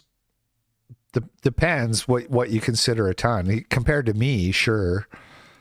The district court that would require me to turn over communications in discovery, which I'll talk about what we're planning on doing and how we're going to be responding to this.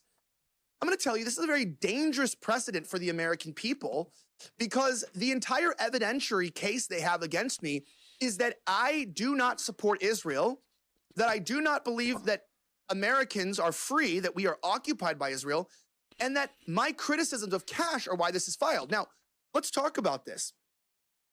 I want to clarify things. I hope you can countersue them. You can totally countersue people for frivolously suing you. My lawyer asked me if I wanted to countersue, and I declined to, but it's totally a thing you can do, because getting sued causes a lot of distress. And if people are causing you distress without a good reason, you can sue them for doing that. I never said anything about Alexis Wilkins, period. She said that I had a wordless reply. Sounds dystopian, doesn't it? She also said I didn't imply anything about her being a Mossad agent. In fact, it says that I just posted a picture of our unmarried head of intelligence in our country, one of the single most important positions in the world, that is dating a girl who we know nothing about. He is not married in a committed relationship by law. That's important. And he's on the dating market. Do you want your FBI director to be on the dating market? I just think it's interesting, whether he's with her or anybody else. It's like, yeah, people can, be susceptible towards whatever's going on. And that's not even why I posted the photo. But, well, people could be. So what would be wrong? Rift is down bad.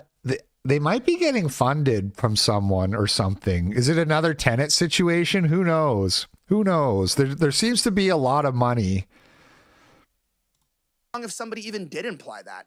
I didn't imply it, but it's like, even if they're accusing me of doing what they say I did, is there a crime in just wondering if your intelligence Don't sue me, Elijah.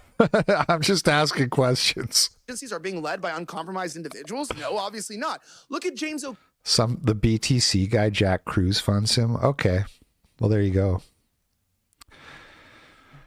Can I get funded? I don't really have any interest in upping my production, but can I just have some money? Can somebody just give me money? Some Bitcoin billionaire? Keith's entire investigative portal.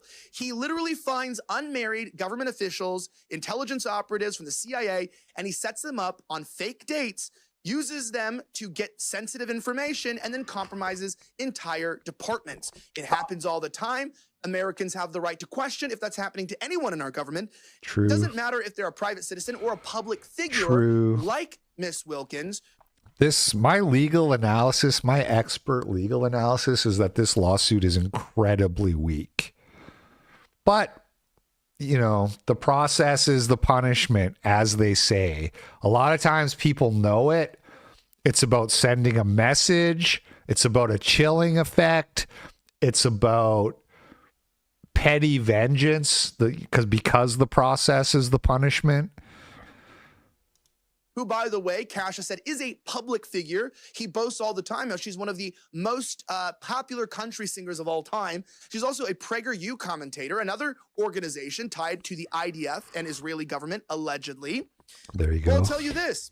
I want to ask yourself the question here. If the head of the FBI girlfriend is suing a private citizen and a journalist for posting a picture without any inference, based only on the evidence that he criticized a foreign government, we have to ask ourselves, not only is Alexis Wilson foolish, is she stupid? That's my question. How dumb are you that you would file this lawsuit?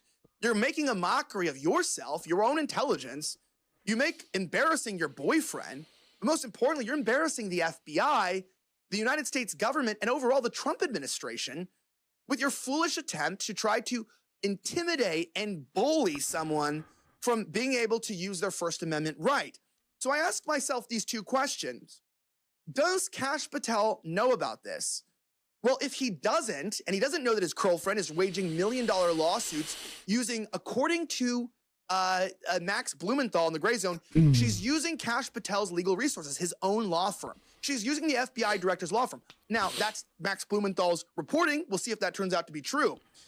Well, if he doesn't, what kind of FBI director doesn't know that his girlfriend is filing frivolous lawsuits against the press for an ungodly amount of money, using his attorneys and his name to weaponize the legal system against the journalists and a media company?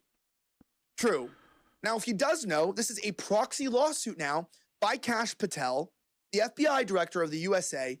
And now this is problematic because now you have the most powerful law enforcement agency in the entire country trying to stop private citizens from posting public pictures I guess they don't like. Are we allowing ourselves to do that? Are they allowed to do that? I don't think so. So now, of course, we're on the fence here. It's all the fact that he just posted a picture. It's so crazy, man. Like if he said like, I can verify that she's a Mossad honey, like I know for a fact, you know what I mean? He was like, he posted a funny picture in the context of like, you know what I mean? Like that picture could be interpreted a lot of ways. doesn't necessarily mean like an assertion that she is 100%. It's like, oh, you say there, well, interesting. Look at this. You know what I mean? Could it be? I don't know. Like it's just so weak. Allow Cash and his girlfriend, who are now obviously, this lawsuit wasn't about her. It entirely deviated from anything about her. It was all about my criticisms of Cash, the way Cash has been under stress, and again, paints me as an anti-Semite. Now, why would they do that? Well, there's only two reasons. Either A, they're trying to make the court think I'm a bad person so that they'll rule in her favor by smearing me and slandering me with unrelated facts, or B, yeah, that's what I said. What this lawsuit is about. And I believe the latter. They're both true, but the latter. You know what I'm starting to think? I'm starting to think maybe Cash Patel is like a really petty, insecure guy. He's Indian, and he knows how all the real heritage Americans like myself, he knows how the real people who built this country feel, and the West. People who built the West. He's not one of us. And he is the object of scorn and mockery. And I think it fucking keeps him up at night. I think he hates that. I think he hates that Sam Hyde is just going to call him a slur instead of talk. You know what I mean? And he hates that.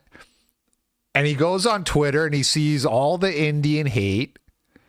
And then he sees people talking about him and how people don't like him and how he's been a huge disappointment, which he objectively has, regardless of his race.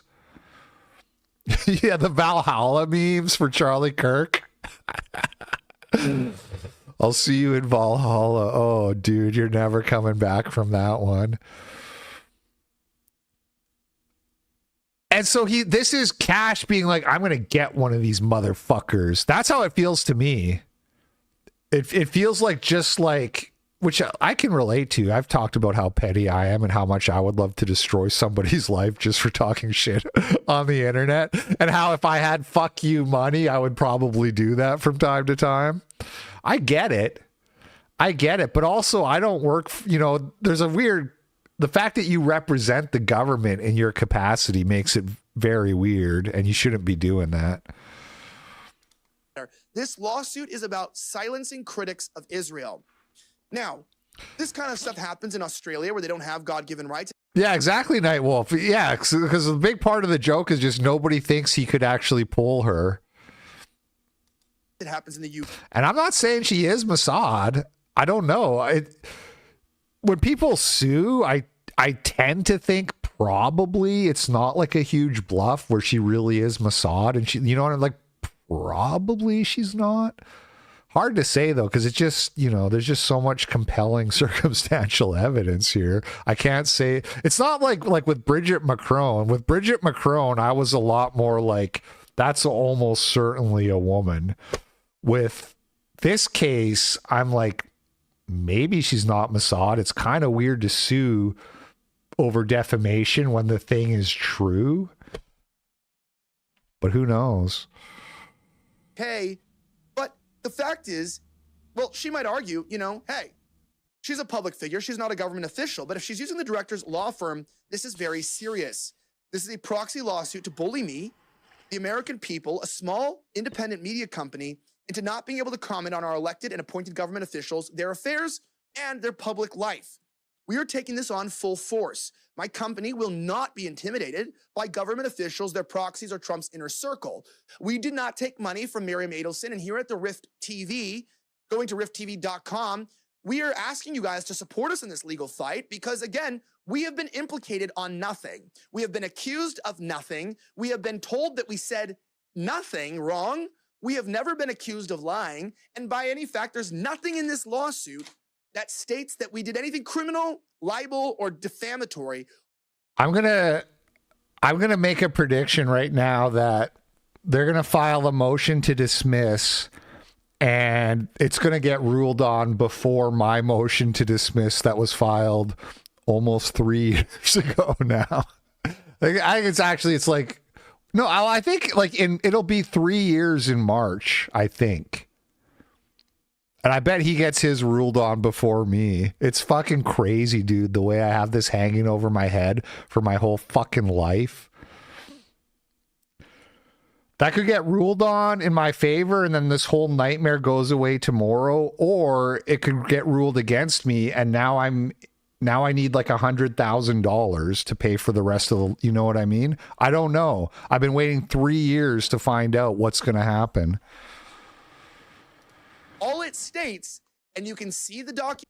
You know, you're guaranteed the right to a speedy trial under the Constitution, but that, I'm not a legal expert in this area, but so I think if you're accused of a crime and the government spends like you get charged, but then they spend like 5 years waiting, like you could just be like, you can like sue the government and be like, you're violating my rights. But I don't think it works that way in civil suits because both of us are having our rights violated in a sense, you know. But I'm the one who's accused. I'm the one who's being accused of a transgression, and I'm waiting my whole fucking life for my day in court. Documents there at the Gray Zone article linked here. All it states is that we are critical of Israel, and therefore we are endangering her reputation and her husband's or her boyfriend, whatever they are. We don't know what they are. And that is enough to ruin your life. Do you want to live in a country like that? Well, we're striking back legally. We've attained one of the biggest legal teams in the state of Florida in the circuit court who has graciously taken us on. We will be taking legal donations. There is a legal fund below to take on the federal government, which we believe is doing this by proxy. We are filing to dismiss this and pursue further legal discovery. We would like to obtain communications between Kash Patel and his girlfriend to find out if he knew about these lawsuits, to find out if she ever informed him, and to go under discovery and under deposition to find out exactly what went on. Now, she's not just asking for a legal lawsuit. She's asking me to go before a jury. That's very important in a district that's very unfriendly with people who think like me. Calculated? Of course it is. Now, which district did you guys catch that? Is it in New York? I can understand poisoning the well with a bunch of anti-Semitism if you're asking for a jury trial in Brooklyn or something like that. A lot of these lawsuits do end up in New York or New Jersey too for some reason. What is this?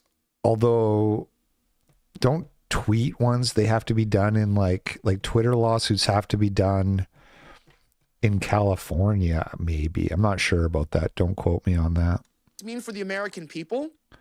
If you can be sued by Trump's inner circle into financial bankruptcy for protected speech, I would like to say that this lawsuit, if at all even entertained and not dismissed, is an all-out retaliation over free speech in this country based solely. I always wonder about the whole discovery thing because people are like, oh, we're going to get so, and it's like, how do you know I gave you all the emails or whatever? Like you have to go straight to the source, right? Like if I have a Gmail account, you need to get Google to send all emails and delete, and which maybe that is how it works. That would make sense.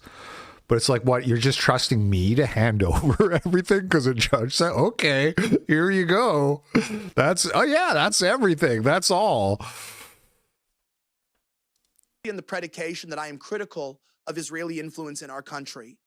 I believe these people have overstepped their boundaries as citizens of this country. They've overstepped their legal boundaries as plaintiffs in a lawsuit. And I also believe they have overstepped their boundaries as American representatives and those in such high positions as being romantic partners and directors of the FBI. This is a full-on assault on our First Amendment. And now you might be asking, why me? Why Elijah Schaefer? Well, I'm big enough that they can send a message. You will see this video. But I don't have the bank account of Tucker Carlson, Nick Fuentes, or Candace Owens. I'm just a little guy like you guys trying to make a little bit of a difference, what I can for my... Yeah. You should. If you have money, you should probably try to support Elijah. I'll probably throw a few bucks in, you know, 271. Isn't that the same meme number that they used for the Nazi costume guy?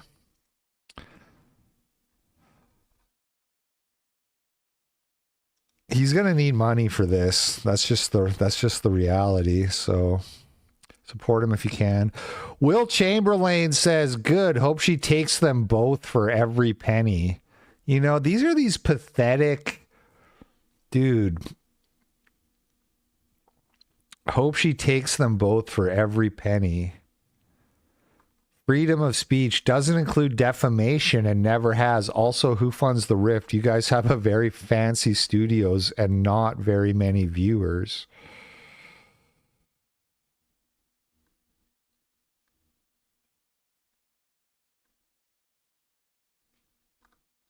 Allison sent me this guy's tweet and she said faggot. She said, that's it. She just sent me this and she just wrote the word faggot. That's when you know you've chosen good. What is this? The Article 3 project.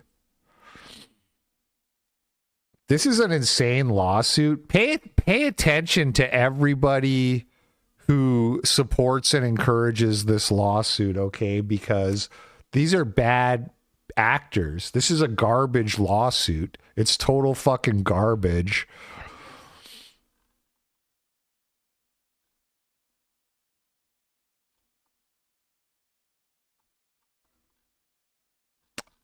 But what you have is these hanger-on retards who are still signaling they're loyal to like the MAGA regime, even though it's floundering like a dead fish, even though we just watched that Trump interview with Ingram. MAGA is flopping around on the beach like a dead fish right now. And these guys still think that if they just keep sucking up, they're gonna, you know, they're gonna be protected.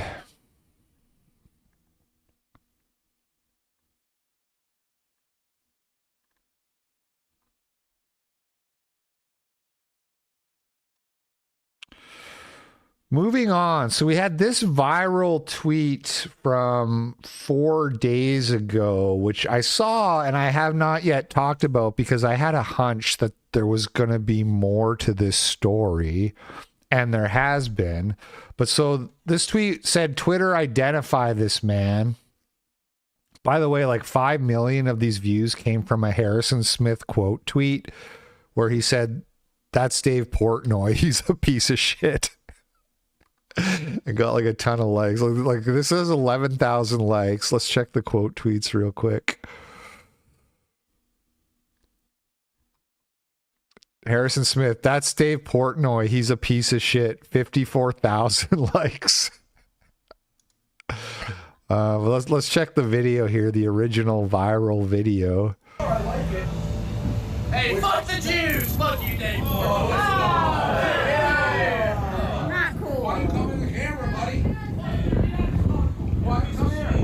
Oh my gosh.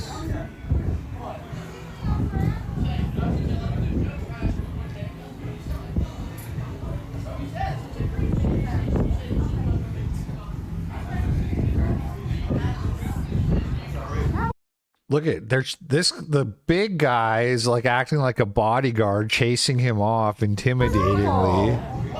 Hey, fuck you, pussy! Fuck you! Go away. Bitch. Fuck you! Hey. Yeah. Welcome to America.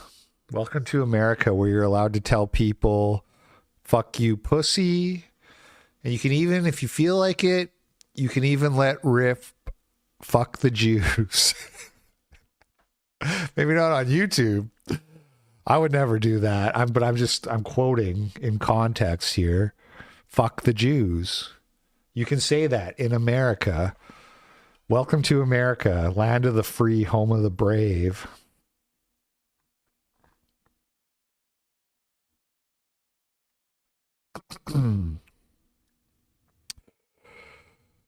Dave, of course, immediately went and gave like a CBS interview talking about the rise in anti-Semitism. I've seen in my own experience, just being Barstool, the difference between how much hate I get. I mean, occasionally you get, hey, kike or Jew or whatever. It's every day now. Like, there's a definitive shift in what's going on. So, yes, now I for me, being a Jewish person, Sup LP. Probably not relevant to the topic, but did you hear that big ass bridge in China collapsed a couple hours ago? The video is wild. Womp womp. That's fucked up. I didn't hear that.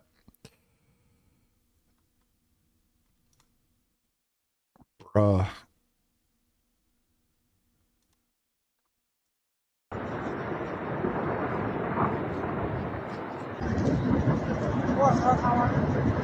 Oh, ciao Matillo. Ciao Matillo. Doesn't look like anybody was on it. And it kind of looks like... What is this? What does this look like? It look like some kind of geothermal? Not, you know what I mean? Geological? Is that a word? Like an earthquake or an avalanche? I don't know. It's a lot of dust.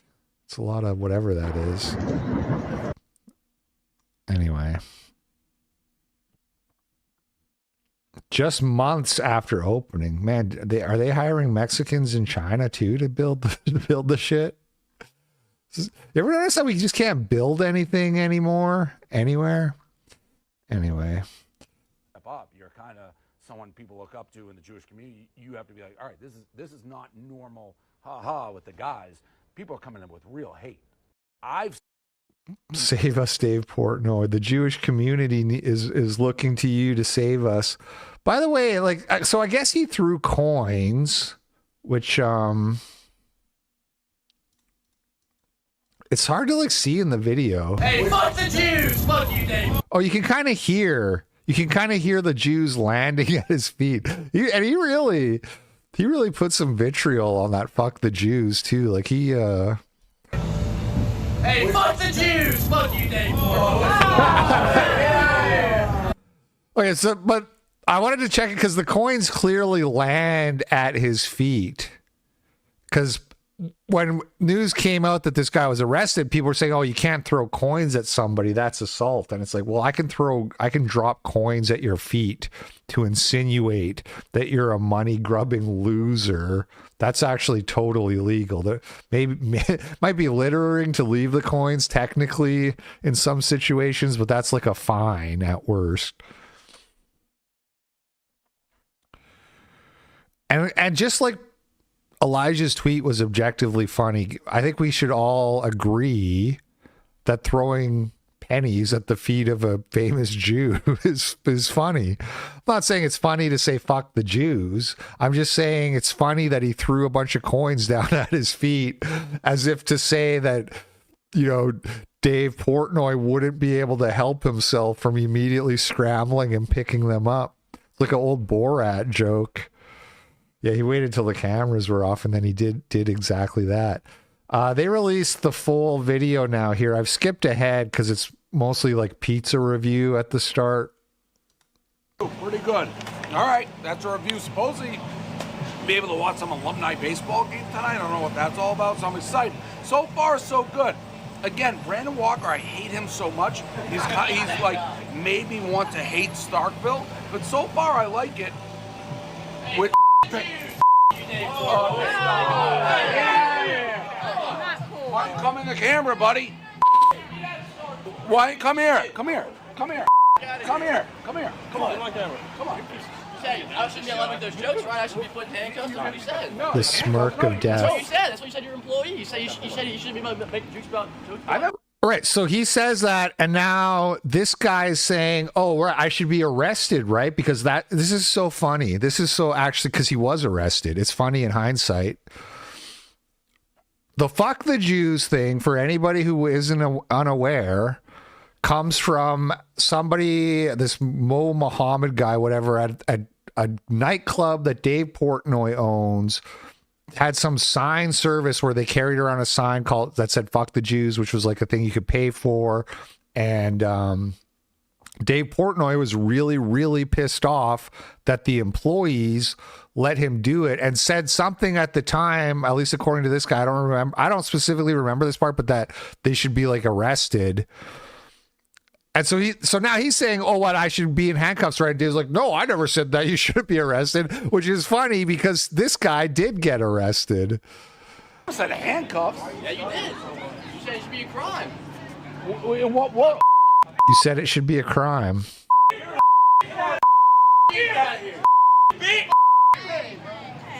And then all of the vulgarity there is coming from the crowd, not from the kid.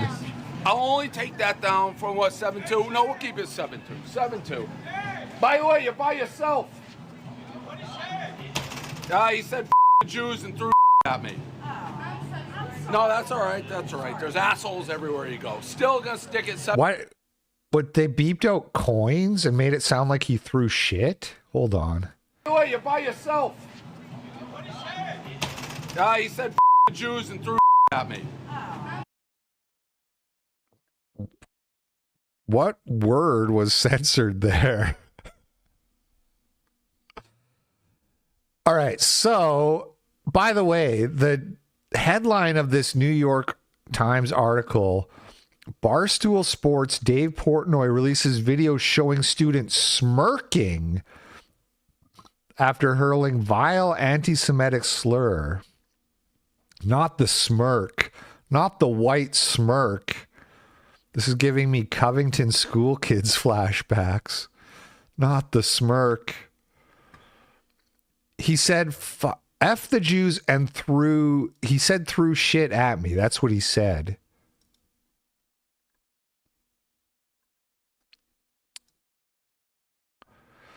Dave Portnoy's alleged heckler has been arrested and charged in Mississippi.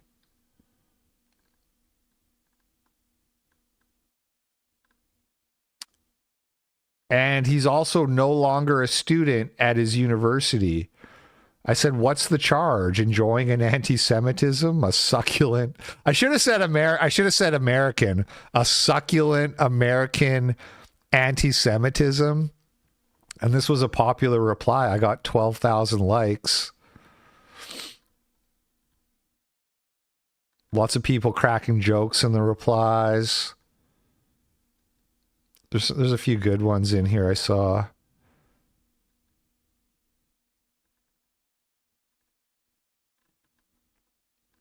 You know your judo well. Get your scissors off my penis. They're trying to circumcise him.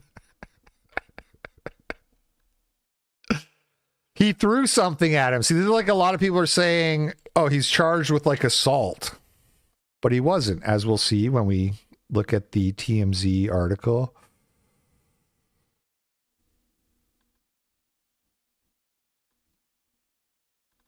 Anyway.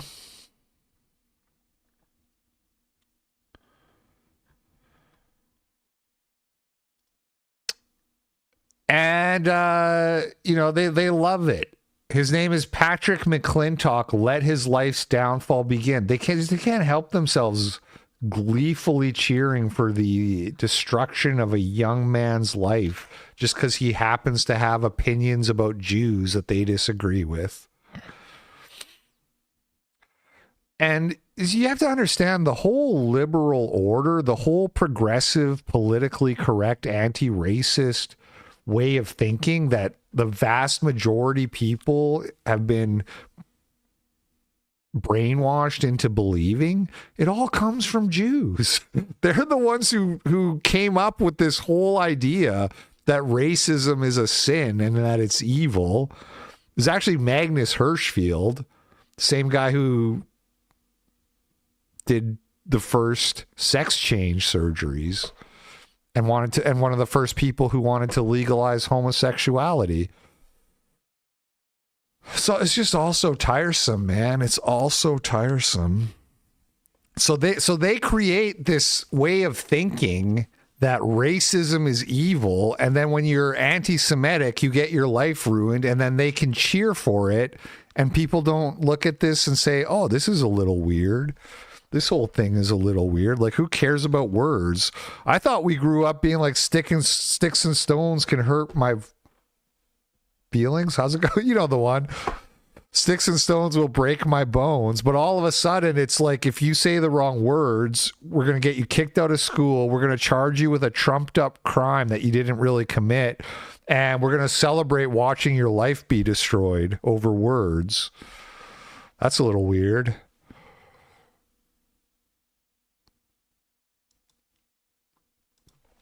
Alleged heckler busted with draws from university. A Mississippi State University spokesperson tells TMZ that Patrick McClintock, any relation to Russell? Patrick McClintock is no longer a student at the university. A source with direct knowledge tells TMZ McClintock withdrew from the university Monday evening. So probably what happened is they go and they say, like, you know, it's one of those ultimatums, like you can withdraw or you're getting expelled, and it's better to leave on your own terms than to have an expulsion on your record. So he got kicked out of his school, essentially.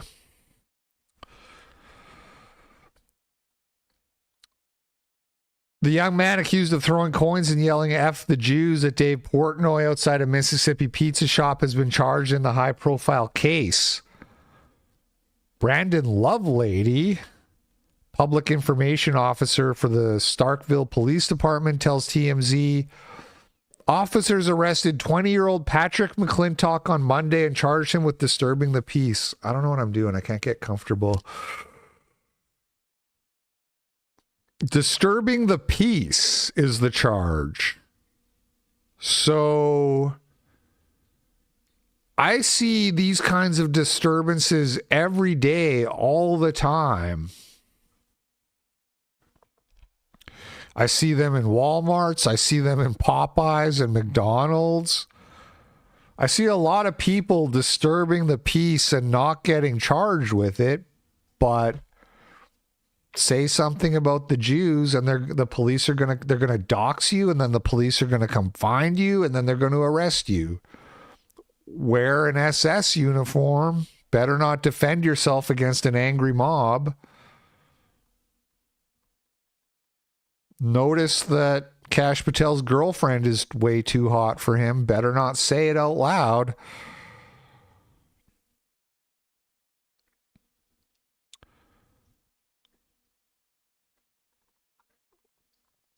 As for the alleged crime, Lovelady tells us every person has the right to feel safe and respected. Since when? Since when do you have the right to feel respected?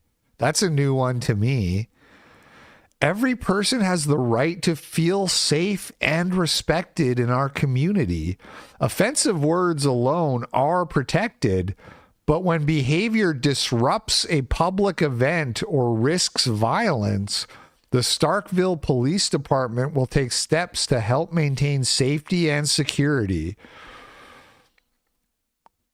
The state of Mississippi allows courts to impose enhanced penalties if a violation meets the criteria for bias-motivated or discriminatory reasons.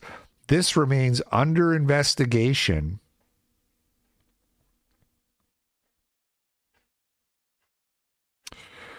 Barstool founder appeared on CBS Sunday Morning saying he's experiencing daily anti-Semitism. So, yeah, I notice a lot of public disturbances, including at events like hecklers. Like this guy got charged for heckling. And by the way, the public event is a fucking pizza review that lasts like 3 minutes. Like, even if it's disturbed, you could just redo it. It's like a 3-minute thing, if that. And yet you see hecklers all the time at various public events that don't get charged with disturbing the peace. You know, Antifa shows up at city council meetings and various whatever type of press conference, and they cause a disturbance, and they don't get charged for that. Anyway, moving on to our Blacktivities section of the show. I do have some Blacktivities for you today. Yo, it's the Blacktivities. What's the activities? Only the factivities. Catch you lactivities. Go.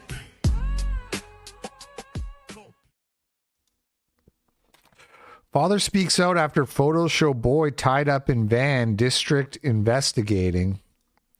In the meantime, a local dad speaking up tonight after shocking photos show his 6-year-old son tied up, his wrists and ankles bound. Pause.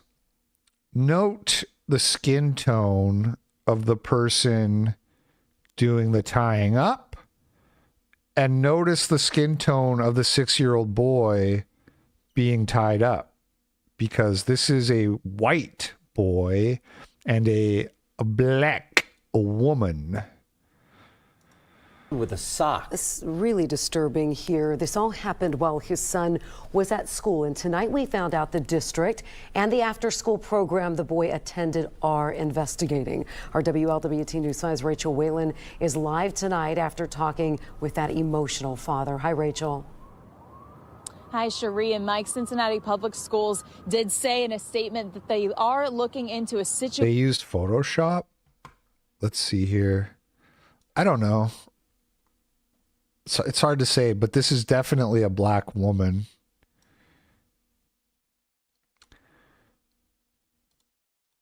Situation that happened at Roberts Academy yesterday. Now, the father tells me that his son does have behavioral issues and he gets transported from Roberts to an after-school facility that focuses on his behavior. Sitting on the floor like an animal. Gabriel Perry can hardly believe what he's seeing. Dude, that haircut and hitting the vape on the shoes. Oh, boy. Are Zoomers parents now? Am I that old? Pictures of his 6-year-old son lying in a van, his wrists and ankles tied together with socks. This kid's older than my kids. Yeah, it was socks. Like, where'd these socks come from? And my sweet baby, all he said was, Daddy, at least the socks weren't dirty. They were clean socks. Perry says his son is taken every day from Roberts Academy to Kids Thrive, where they work on behavior. Yesterday, Perry said his son was having a meltdown before leaving school when he was forced into the van. If it's that bad, call me. Call my phone, and I will come up to the school and pick him up. Instead, he says his son's hands and feet were tied up with socks before being put into the van without a seatbelt.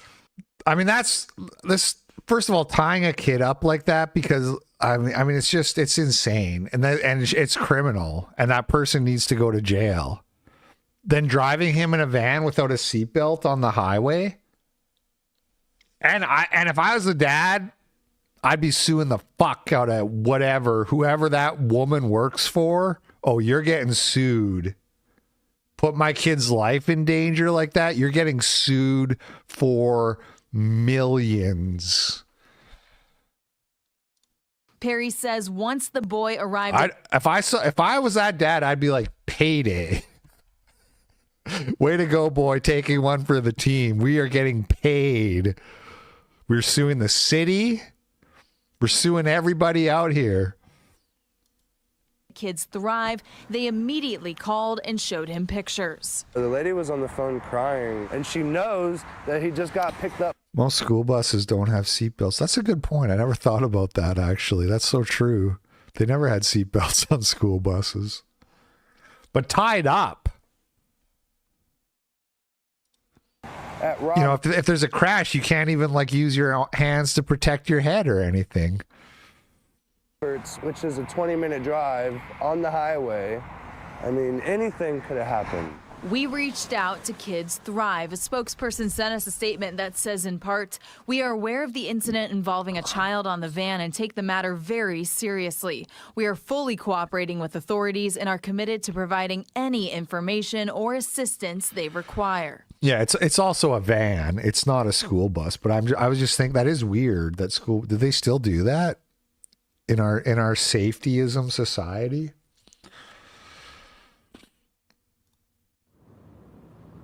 Perry also says that he filed a report with Cincinnati police. We are working to obtain a copy. Good. He filed a police report. Good for him. Of that report. I'm reporting outside CPS headquarters tonight. Rachel Whalen, WLWT News 5. Yeah, that's criminal. You can't tie a kid up like that. Call the dad. If it's that bad, call the parent and be like, hey, come get your kid.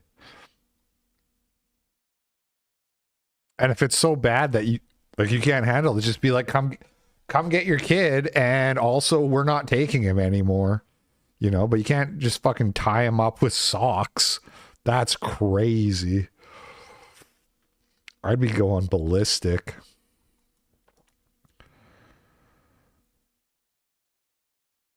It's being investigated by the Cincinnati public school system.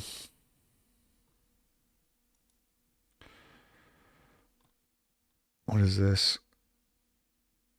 Special needs kid reportedly had his finger severed after a teacher pulled the door shut on him. Dude, I didn't see this one. What the fuck? Race of the teacher, please. The complaint says the teacher, who we're not naming because they've not been charged with bullshit. Hold on.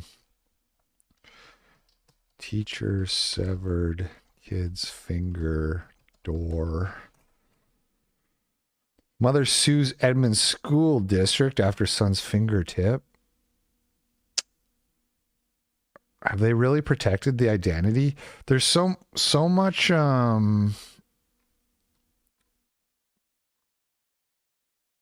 kid loses fingertip at they do so much to protect blacks because they just don't want the race being exposed. A 20-page lawsuit paints a disturbing picture of what a mother claims happened inside Cedar Way Elementary last spring. Court documents say a 10-year-old fourth grader with special needs was in his classroom when things took a turn. The complaint says the teacher, who we're not naming because they've not been charged with the crime, forcefully pulled a metal door shut, severing the boy's middle right finger. Documents say the 10-year-old screamed for help so loud he lost his voice as he banged on the window. No pictures. And release his finger. He says, all she did is look at me through the window. Then she walked away, I think to eat her lunch. The boy was finally able to break free and run for help despite the pain and not knowing why he was bleeding so much. A staff member then helped him to the nurse's office when another staff member came in with the boy's missing fingertip, which documents say was found on the floor in the classroom. The complaint says the boy's mother arrived after being told her son caught his finger in a door and needed to go to the hospital, but did not get details about how it happened. She found her son pale, his shirt covered in blood, and his hand wrapped in gauze. Documents say she was given a Dixie cup with her son's fingertip wrapped in a wet paper towel. To this day, the mother claims the principal, nor her son's teacher or school staff ever gave her an explanation. Who's the principal? The boy was able to communicate his version.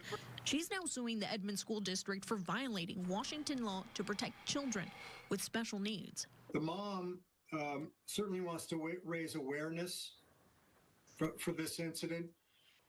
She also wants school districts to do a better job at providing the education that the special needs children deserve. We know there are over 140,000 special need students in the state of Washington. And this is in Washington? Bring awareness to the need to provide these children with the attention and instruction that they need. And of course, we want to hold the school district accountable for what happened to this boy and his injury. After the incident, documents say the teacher apologized, saying, I'm sorry for what happened to you, but you shouldn't have kept asking me when I wasn't answering you, because if I don't answer you, that means I'm doing something. So it was kind of your fault, but I'm sorry. So what is the school district saying about this? So far, nothing. I did reach out, but Edmonds officials tells me that because this is an ongoing litigation, they can't comment. Well, we don't get to know who the teacher is, I guess.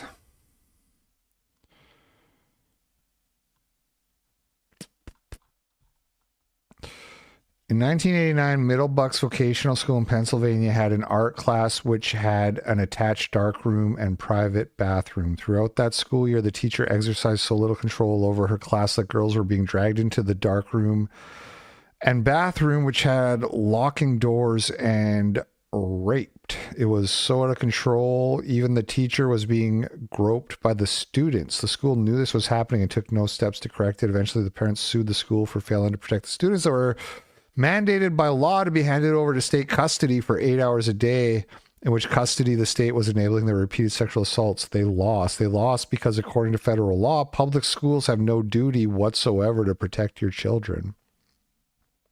Bruh. Sounds like a story. Sounds like a Devin Stack stream here. We need a Blackfield stream on. Oh, assuming certain aspects. All right. Top Biden State Department advisor who is from Somalia boasts about changing immigration rules to benefit Somalians during the Biden admin. waxaan ku faraxsanahay in sanadkii uu madaxweynaha hadda soo noqday Trump uu ka tagay dadka qaxootiga Mareykanka oo dhan loo ogolaaday inay soo galaan 11,000 bas ay ahayd waxaan Okay, I think we get the idea. I ain't listening to that. Somali restaurant in Minneapolis fraudulently collected $12 million in federal child meal funds by claiming to feed 4,000 to 6,000 children daily, while FBI surveillance showed only about 40 people per day. In December of 2021, the FBI installed... We need more Somalis. And hey, as long as they're born here, they're as American as you or me. And this, I say this country is their birthright. Okay, sorry. I'll drop it now. I watched the Backlash Dave Riley crash out. It's probably for the best I wasn't there, because I would have just been siding with Rebecca and everyone. And it just would have been more of a gang up on Dave Riley. A surveillance camera overlooking this building just off Lake Street in Minneapolis. At the time, it was Safari Restaurant, which overall took in $12 million in federal child meal payments through Feeding Our Future. Safari's former co-owner, Salim Saeed, is on trial alongside Amy Bach, the Feeding Our Future executive director. Safari claimed to feed 4,000 to 6,000 kids a day. Its invoices and meal counts shown to the jury alongside the video. An FBI agent testifying that an average of 40 people came and went during the 6 weeks it was surveilled. The FBI set up a total of 12 cameras at sites claiming to serve extraordinary numbers of meals. Another was at a deli in St. Paul, also registered by defendant Salim Saeed, which claimed 1,800 meals per day. The video shown to the jury showed an average of 23 people a day coming and going. The jury was shown dozens of invoices, meal counts, and emails seized from Feeding Our Future's headquarters in St. Anthony. Some showed links to websites that randomly generated names and ages to create rosters of children who were served meals. Many were signed or sent by Amy Bach, who's charged with wire fraud, along with bribery for the alleged kickbacks that she received. Her defense attorney tried to raise doubt when it cross-examined the FBI agent that they didn't see the back entrance where it's possible meals left packed in trucks. Your Honor, did they also survey the back entrance, or is it possible that 4,000 kids went in the back way while the other 40 went in through the front door? I rest your case, Your Honor. And then the Somali judge is like, case dismissed. For delivery. He pushed back, insisting they'd still see congestion. To that volume, he said, I would say it would not make any sense. That case became one of the biggest COVID-era frauds in America. And the kicker, Minnesota's own Department of Education had red flags. Massive spikes in reimbursement requests, impossible meal counts, and they still rubber stamped the paperwork. Now, this new audit proves what everyone with a brain has been saying for years. Incompetence starts at the top. When the governor's own office is sloppy with receipts, how can he possibly keep his agencies in line? Republican Senate leader Mark Johnson said it perfectly. Quote, sloppy accountability at the top breeds waste and abuse everywhere else. And he's right about that. You cannot preach fiscal responsibility when you are overpaying employees, losing state property, and mismanaging vendor payments. And it's not just the Feeding Our Future mess. We've also got the Autism Services fraud case, another multi-million-dollar scam in the same state. Yes, we saw that one. Which is, and this is kind of another one. I think I had this in YCSP, but there's a big Medicaid scam that they do as well. Well, it was weird. I was looking at my claims and I saw this company called Community Care Partners in there, and I was like, who are these people? They were billing her Medicaid. Day after day. Billing a lot. $188.90. Week after week. Same thing. Month after month. Until you saw their name on your insurance billing, had you ever heard of this company? No. This company, Community Care Partners, has never worked with me in any way, shape, or form. It's like, who are you? I don't know who you are. Who are Community Care Partners? Their website says they provide ARMS. ARMS is the acronym for Adult Rehabilitative Mental Health Services, a Medicaid program overseen by the Minnesota Department of Human Services that helps an individual develop and enhance psychiatric stability. Did we already watch this one, or was it just in YCS? I can't remember. We might have watched this on the Cope. Anyway, it's fraud. It's a lot of... Wait, so this is... so right here, this is how much they were getting in Medicaid reimbursements. 7,000% increase. And, all right. Yeah, I don't know if we watched that, but I think we might have. All right. James Bennett has just been arrested for stabbing a man multiple times on a public bus last night in Charlotte, North Carolina. Previously arrested 14 times. Learning a man has been arrested in connection to a stabbing that happened on a public transportation bus here in Charlotte. Deputies say they arrested James Bennett, who now faces several charges, including attempted first-degree murder. He also made his first appearance in court. Investigators say that stabbing happened along North Tryon Street near Ashby Street around 4:45 last night. Medics says they rushed the victim to the hospital with life-threatening injuries. According to the arrest affidavit, the victim told him They always have this like just dull look, like you just know that there's nothing going on. There's nothing going on behind those eyes. Investigators that while he was waiting to get on the bus, Bennett allegedly flashed the knife at him. And when they got on the bus, the victim claimed he tried to stay away from Bennett. That affidavit went on to say that a witness saw the victim trying to get away from Bennett, claimed that Bennett shoved the victim, but later realized he was stabbed. No word yet on what happened in court. This comes about 3 months after 23-year-old Irina Zarutska was stabbed to death on the light rail in South End. CATS has since added more security on select bus routes and light rail lines post the attack. However, we don't know if there were any security officers on the bus when last night's stabbing happened. I know we probably have quite a few nervous. So same city where same place where Irina was stabbed, and on the transport system again. It's almost like this doesn't happen every 3 months. It's almost like this just happens every day in America, and it just goes around and around and around everywhere that black people are. This seems to keep happening. Ow! Get your shit out of here. Your husband is what fucking happened. I'll beat you in the fucking kid. Fuck your goddamn kid, bitch. What's up? Take your ass out and stop fucking harassing us. I wonder if these people are going to be arrested and charged with disturbing the peace. Not my baby. Wait. Not my baby. Fucking motherfucker. Let's go this way. Stupid. This way. Let's go. Let's go this way. Not my baby, imbécil. Racista de mierda. Go this way. Let's separate. That's all.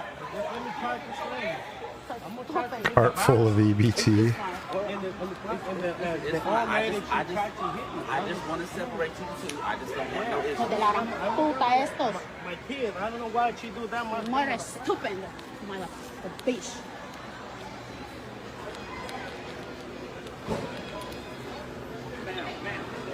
Don't go that way. Stay this way. You say you not touch my baby, not touch for me, for the motherfucker, stupid. Let's go. You cannot touch my baby, imbéciles. Hija de la gran puta. Cart's just full of like cereal and Rice Krispie snacks and shit.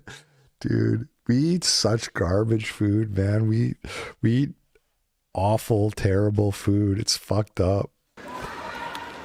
You see that all the time if you go grocery shopping.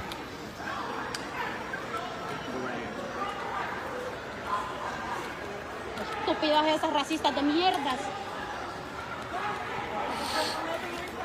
No, échamela encima y me menciona a mis hijas. Yeah, it feels so good being an American taxpayer.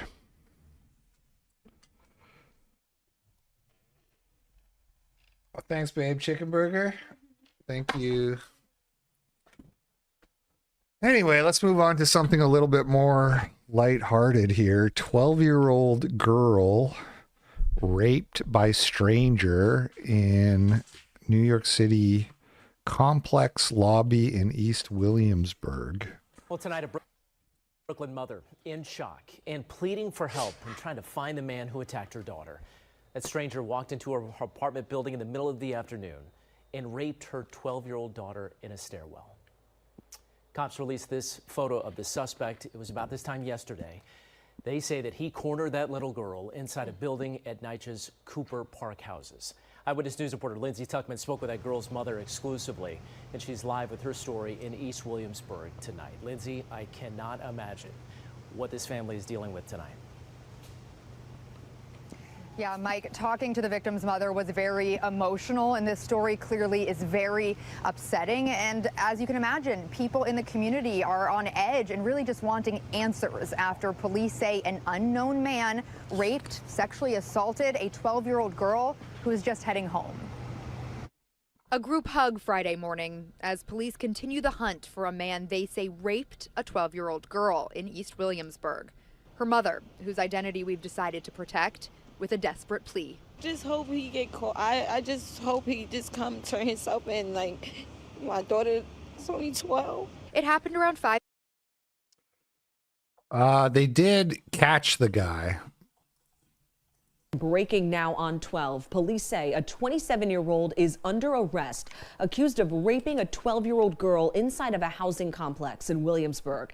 Investigators say the attack happened Thursday, and that man is now facing a slew of charges. News 12's Rob Flax is in downtown Brooklyn with the latest. Rob, what have you learned? 27. Is it worse if he's older or younger? For some reason, it's kind of like, you know, if he was like 15, it's still awful, but it's kind of like, at least you're a stupid kid. But then you're also like, how can a person so young do something so terrible? So I think it's pretty much bad either way.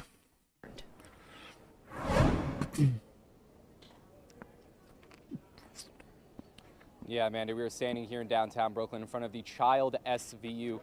Yeah, that's right. We're standing outside of the Child SVU building here in downtown Brooklyn, where 27-year-old Eric McMichael was taken out of the building and into a car headed for court moments ago. We want to show you that video. McMichael can be seen keeping his head low as he was walked out of the building. He faces charges of rape, burglary, sexually motivated, sex abuse of someone physically helpless, endangering the welfare of a child, and sex abuse of a victim under 14. All of this for attacking a 12-year-old girl in Williamsburg Thursday. Now, he was arrested at 146 Clay Street, which we're learning is a shelter. We're also learning he has 4 prior felony convictions, including for rape in 2019. He's also currently on parole for a burglary.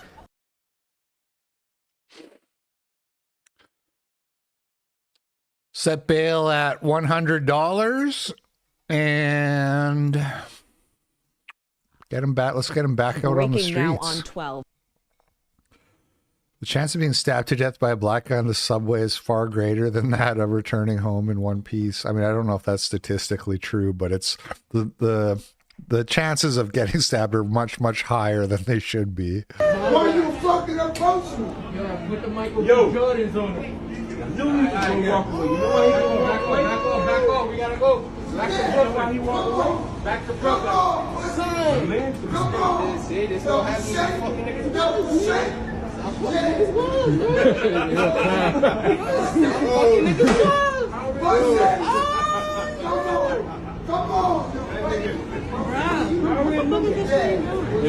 Why you fucking approaching me? Dude, they're so like angry and just like, you know, unpredictable, schizophrenic. Imagine acting like this in a hospital. If you call me out, you'll stand up. Nah, please.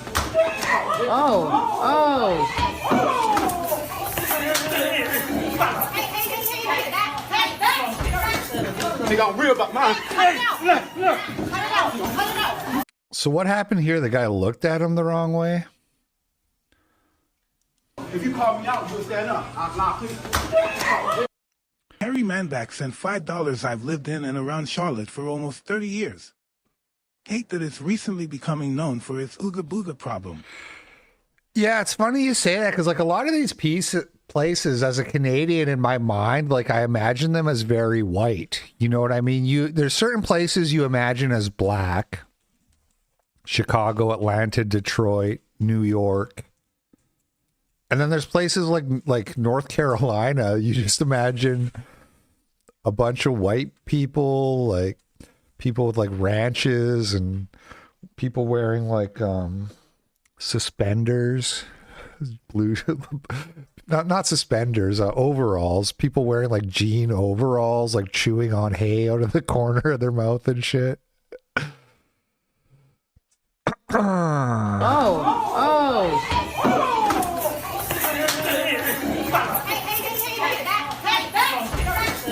They got real about mine.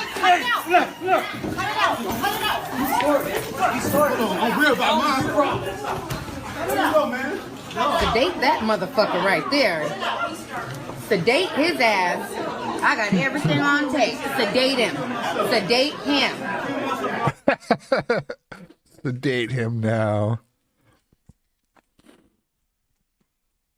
Man starts crying as he's sentenced to 11 years for shooting a 65-year-old woman 3 times in front of her 10-year-old granddaughter at a Seattle ATM. 11 years? What if we just killed this guy? Why? Give me one reason why a guy like that should get to keep living. Shot a grandma 3 times in front of her granddaughter. It is of the utmost importance that everyone realizes I am not the only victim in this case. I am merely the tip of the iceberg. First and foremost is Haley, my biological granddaughter, who I took in at 3.5 months old and then adopted at 2.5, making her my legal daughter. She witnessed this. Sorry for eating, but she gets shot 3 times. What a tough old broad. What a tough old broad. Shot 3 times at point blank. You can see the way she slumps down. You can kind of see the look on her face. I know it's blurry, but it looks like the look on her face is like, oh, this is how I die. You know what I mean? It's Look, Haley, watch. my biological granddaughter, who I took in at 3.5 months old and then adopted at 2.5. See, she's like, oh, She this is how I die. And then she showed up in court to be like, lock this, better not say monkey, that's offensive. Lock this animal up. From my car. Let's go. From the W old broad. ATM. There are no adequate words to describe the true impact of the crime inflicted on me or Haley the evening of April 5th, 2024, when I was simply making an attempt to deposit a check into my bank account at an ATM that I have used on a regular basis for many years. I was trying to save a little bit of time because the following morning I was going to be going in the opposite direction to watch one of my grandsons march in the Daffodil Parade. Instead of making that deposit, I was shot twice in my thigh and once in my stomach, resulting in 8 open wounds due to entry and exit by either bullets or bullet fragments after one bullet hit and broke my femur. I tried to explain to Colby I could not take $1,000 out of the ATM that he was demanding. There was no reason for him to shoot me after he shoved me away, so his co-defendant could try and access my account. I did not pose any kind of threat to him. Dude. You know, sometimes people have a mentality of like, and it's understandable, but like that it's less bad when old people get killed. You know what I mean? Because they're old, they've lived a good life.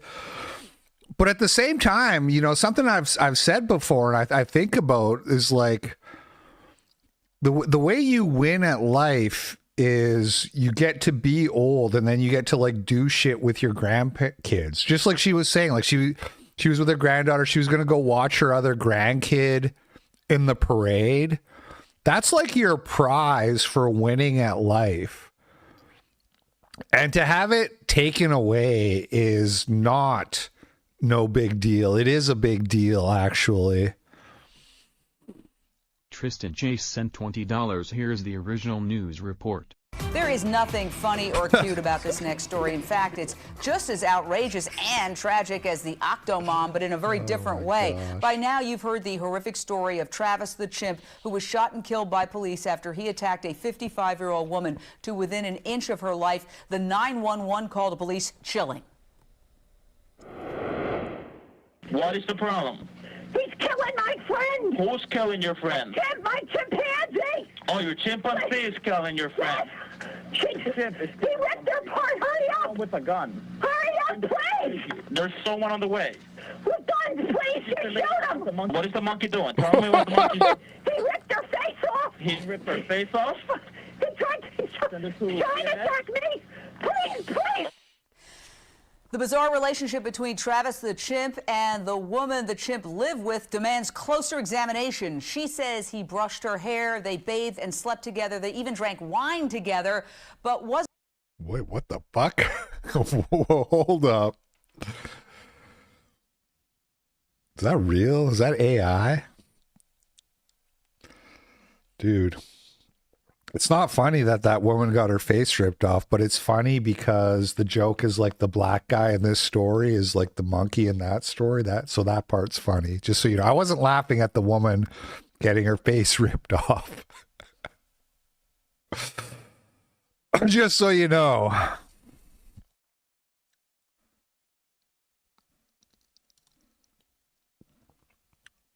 Tampa tragedy, new video shows chase before driver hit crowd.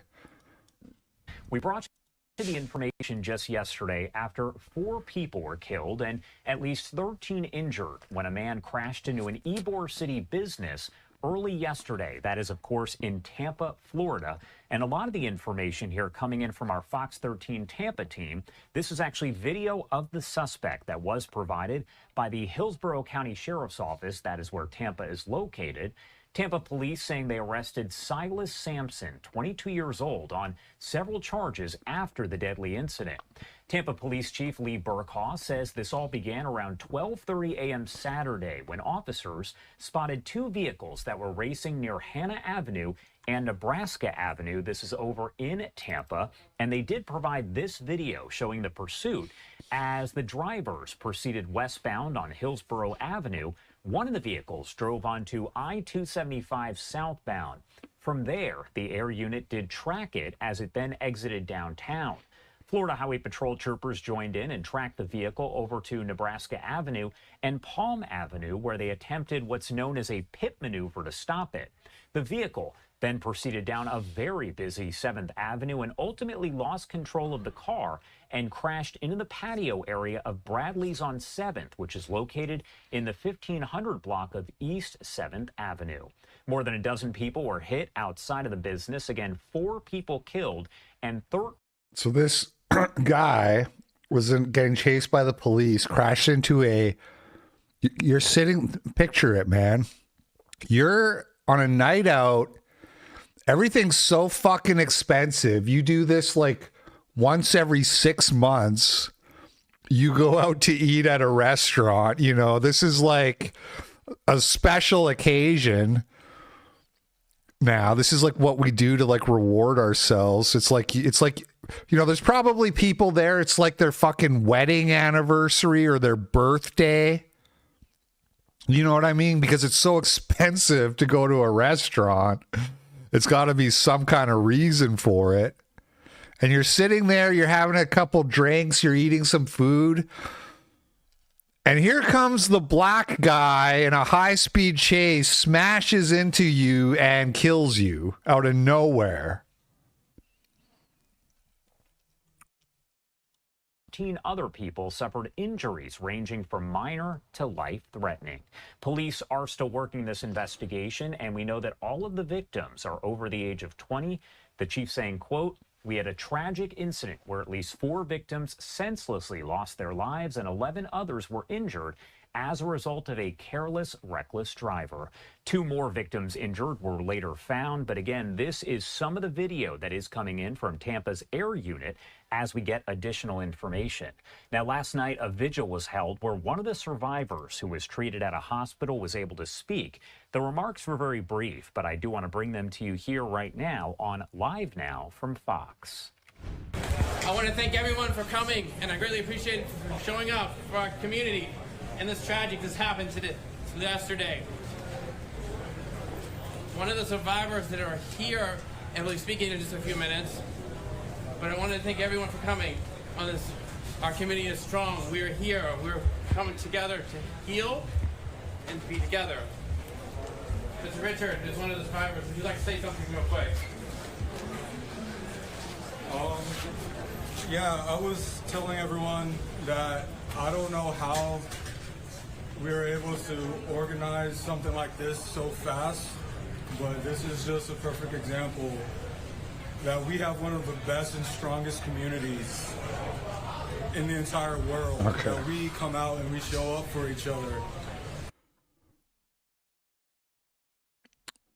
Did they say what they were chasing him for to begin with? I didn't even catch that part. Punjabi sent $3. Man, this country is going to hell in a handbasket. Niggas are too much even for us street poopers. Just go back to India now, man. It's not even worth it. Just stay home, guys. That I say that like almost as a joke, but it's becoming less and less of one. Pharmacy student shot, killed in Milwaukee. Guys, all these stories are like from this past few days. You know what I mean? I don't, this is all like right now an current events. It's just, there's just way too many. Made in the killing of a 26-year-old pharmacy student. Family identifying the woman shot and killed as Ariel Spillner. And police say they responded to a double shooting around 10 last night near 39th and Lancaster. 12 News' Kendall Keys is there live for us tonight. And Kendall, another woman was also shot but survived. Ray Blake, so 2 women shot, one of them died. The other, police say, is also a suspect. Now, the woman who... Her voice does not match her physiognomy. There's something weird going on there. She sounds like that chick from Parks and Recs or something. Who died as Ariel Spillner. She's a pharmacy student, and her family too heartbroken to go on camera. They tell me they're shocked by her death, and just they're me? trying to piece together how this happened.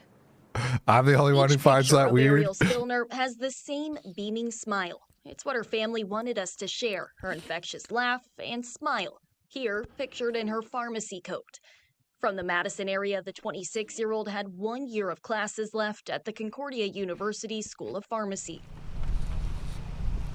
Detectives surrounding 39th and Lancaster Tuesday night, where she was found shot to death. I was shocked, though, because right here by my house, I'm like, whoa. Stephen Reese lives nearby and was shocked to hear about the death. Just have a life taken away from her, that's not good, that's sad, and it just hurts my heart, though, to hear about somebody like that, a college student. A 31-year-old woman was also shot, but at the hospital, police arrested her. What took place in that house back here? Only God knows. Hershey Sebring telling 12 News the woman still in the hospital is her niece. She came to the scene Wednesday looking for answers. I just couldn't believe that.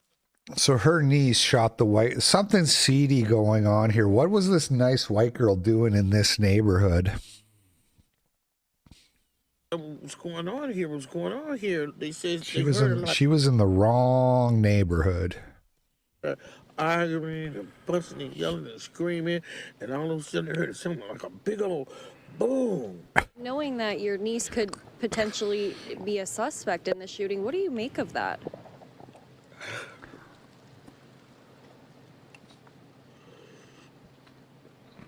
My niece is living. She gonna tell y'all what happened. Kendall, Concordia University says they're offering counseling and pastoral care to students and faculty who are no doubt grieving tonight. Right, Blake, and the university released a statement. They said in part, the Concordia University community is deeply saddened to learn of the death of Ariel Spillner, a student in our School of Pharmacy. Our hearts and prayers are with Ariel's family, friends, classmates, and all who knew and loved her. Now, And there's the shooter. Killed by her friend. Jamaica Mills, her friend. So, drug usage, maybe something. What were they doing? Were they smoking meth together? What would a nice pharmacy student, nice young girl be doing, hanging out in a neighborhood like that with a person like this? And not a very good friend. And her friend was shot. So did they shoot each other? Like, what happened? Did they pull guns on each other? It'll be interesting to hear what her defense is. It's a weird story.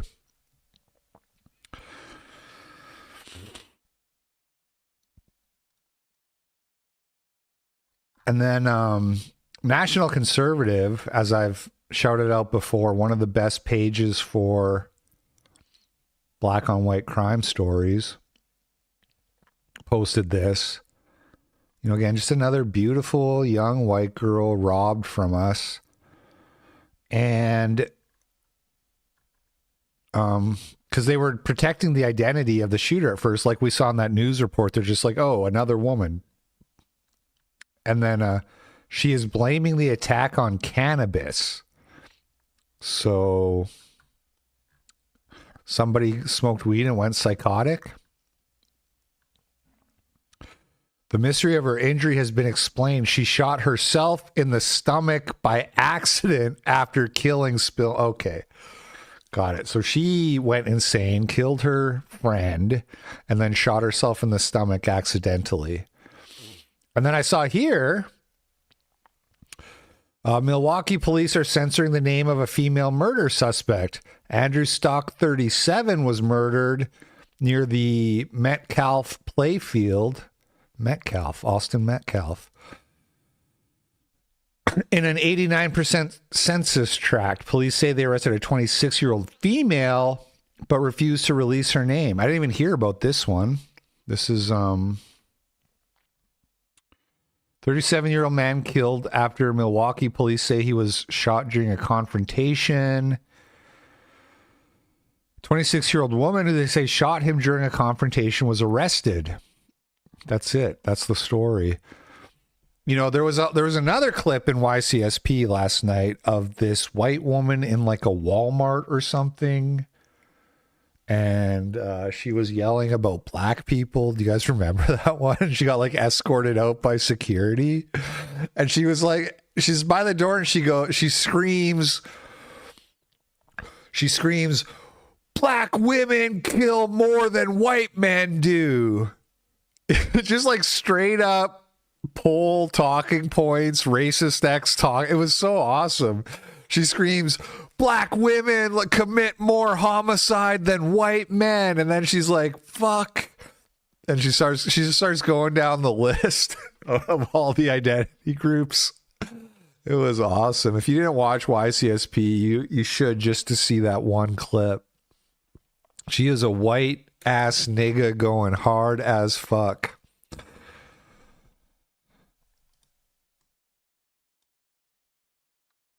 "80-year-old killed in hit and run outside granddaughter's Long Island school." Again, speaking of people having their reward for a life well served being stolen from them. The family is dealing with unimaginable loss. They said their 80-year-old grandfather was killed in a hit and run yesterday while leaving an event honoring veterans at his granddaughter's school. A driver is now facing charges in that crash, and El McLogan has the story from South Farmingdale. Devastated. A family is struggling to cope with the loss of beloved grandfather Peter Morris, who was killed in a hit and run just before noon Friday. Grandson Peter shares his grandpa's name. He always cared about his community. He loved us all. he would do whatever he could for his family. Relatives say Morris, who served in Vietnam, had just left his granddaughter's school where he attended a ceremony honoring veterans. Minutes after these photos were taken, they say he was struck. We're a very close community here in Farmingdale, so everybody's very upset. Detectives say Morris was parked outside Woodward Parkway Elementary when a stolen vehicle slammed into his car. Police have identified the driver as 24-year-old Randy Colon of Hicksville. For this to happen, and he was a vet, you know, it was sad. The suspect jumped out of the stolen car here and fled on foot, police say. Before responding, officers found him and placed him under arrest without incident. It's just like the other story with the guys crashing into the patio restaurant thing. It's like you're just out minding your own business and there's black people ripping around in cars playing real life Grand Theft Auto. I see like just flames. Off-duty correction officer Torres says he heard an explosion, rushed over with a fire extinguisher, and helped pull Morris unconscious from the wreckage. Morris was pronounced dead at a nearby hospital. I'm never going to see this corner the same again after yesterday. The suspect is in custody charged with second-degree manslaughter, criminal possession of stolen property, grand larceny, and leaving the scene of an accident resulting in death. I'm just happy they caught the person. The family says their loving and loyal patriarch was a shining Death penalty. example of the best of humanity. Just months ago, he lost his wife of nearly 6 decades. They say he was looking forward to taking his granddaughter on her first trip to Disney World. The school will hold a vigil Tuesday. Dude. We are here for you. We are here for your family. And if there's anything you need, we are here at Farmingdale. We got your back. We got the school's back. And that's what's all about, sticking together. Planning a trip to Disney World with his granddaughter, gets killed by some random... Here's the guy, by the way. They didn't mention the name or the mugshot in the news, but this is him right here, for anybody wondering. He looks exactly like the other guy we saw who stabbed somebody on the bus, was it? I don't know, it all starts to blur together after a while. Oh, do you remember the story about the 10-year-old and the 9-year-old who... I mean, I can't, dude. Anyway, there's an update on this story. Accused of unthinkable crimes. She came wearing a face mask, dressed in a pink coat, staying silent the entire time as the prosecutor outlined the charges. This case results in the facts that a 5-year-old on September 13th of 2025 was found naked in a field, urinated upon, and assaulted with a weapon. A 5-year-old. Minimum, Your Honor, having spoken with the victim's family, the very minimum, Your Honor, we are asking for home detention with ankle monitoring. A family member of hers sat behind her during the hearing as the judge placed the 10-year-old 10-year-old girl with an ankle monitor. on home detention with an electronic monitor. I can't really imagine circumstances in which these would be the charges, and I would not release this unsort for supervision. The victim's mother, Antavia Kinnebrew, was in court too. It's just crazy. Emotional. This type of behavior doesn't deserve grace. They knew what they were doing, and they was okay with that. They even play after not caring about my baby. A 9-year-old suspect was also supposed to be in court today, but he did not show up. His family said that they were having car troubles. The judge ordered the boy to be in court within the next week. Car trouble. She will have to issue an arrest warrant. Another stunning twist in a case that is so hard to understand. 9-year-old missed court because of car trouble. Clavicular reveals on Sneeko he's infertile after using TRT and meth to chase his looks maxing goals. How does meth help you looks max? And where can I get some? This is Clavicular. He's got 87,000 Instagram followers. Pretty good physique, no homo. Just let him sit right there, you weirdo. That's you guys are it's a duo. What's up, bro? Hey. You go ahead, have a seat, Clav. You have a seat. Oh, yeah, you have a seat over there. Right here. Yeah. There is something about you just start to look gay at a certain point. You know what I mean? When you there's a certain level of caring too much about your looks where you just start to look gay. Like he's like grabbing her boob in the picture. We get it, dude. You fuck. That doesn't really seem necessary.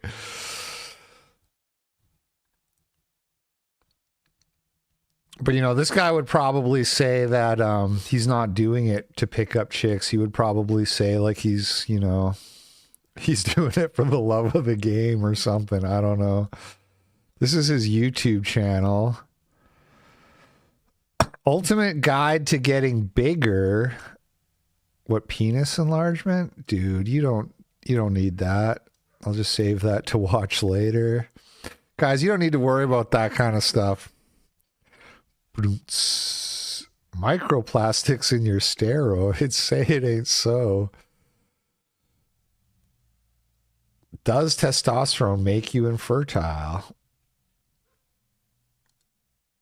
What does he say to Sneeko here? People are asking, are you going to be infertile? Do you worry about like having children? So right now, I am infertile, but I'm not able to have a kid right now. But if I wanted to, there's a protocol I can put in place to be immediately good again. Wait, why are you infertile right now? So it's just like a negative feedback loop when you're... Yeah, so the protocol he's talking about probably involves HCG, which is I'm taking. And you basically, from what I understand, you basically can... Like, you can just take TRT for a long time, becoming infertile, and then take HCG, and there's other stuff, too, you can add for even more effect to get it back. But, you know,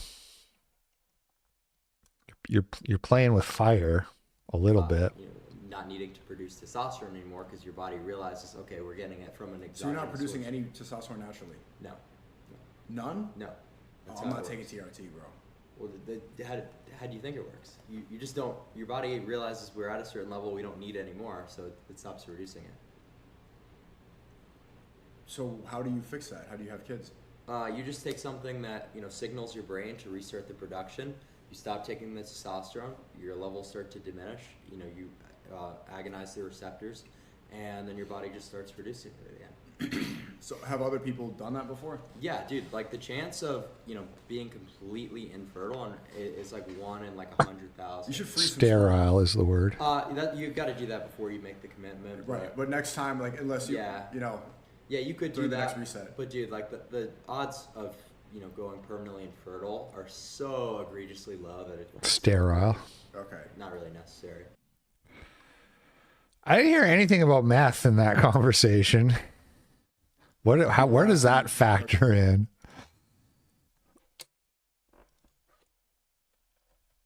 See, actually, is that real?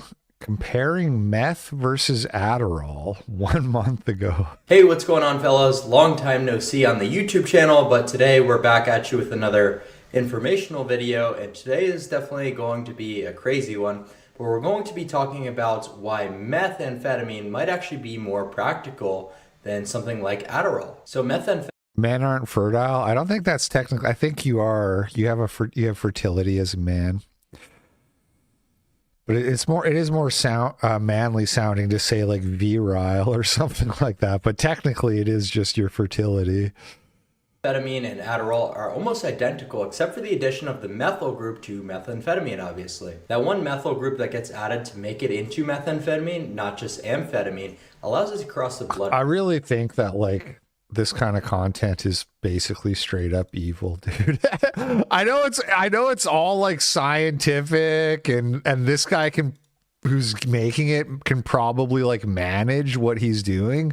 But I when I see shit like this, I just think of like how many people are like trying to emulate this guy and are just going to like end up hey, what's going addicted to drugs and sterile and whatever else, you know what I mean? Amphetamine allows us to cross the blood-brain barrier in a lot more of an efficient manner. The thing that you guys need to understand is that there's two isomers of meth, and the L-methamphetamine is the one that often tweakers are using, which gives meth the bad rap that it has.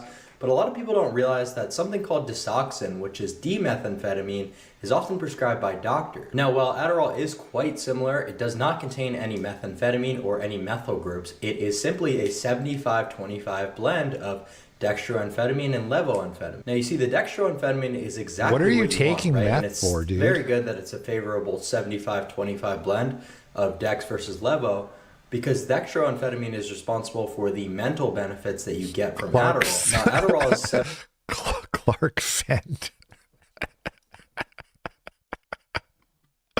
Clark Fent. Oh shit.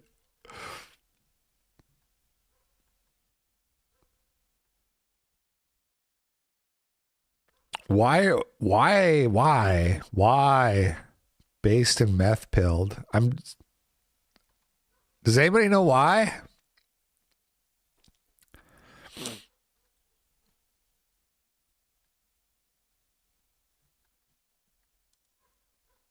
He responded to this guy. I always wanted to ruin my teeth, look exhausted, and die over heart failure at 25 by getting addicted to meth. That's because you exceed the efficacious dosing. Just take the efficacious amount of meth.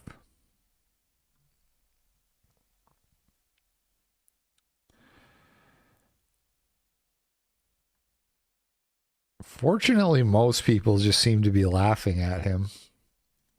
75% dextroamphetamine, which is responsible for the mental benefits of the drug, like the dopamine release, but 25%.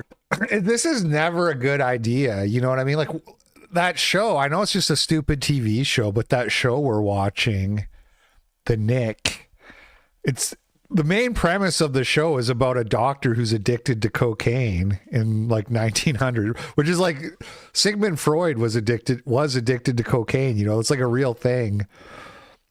And it's one of those things where it's like, this guy's a doctor, so you know, you think you can handle it, but it's the drug wins in the end, man.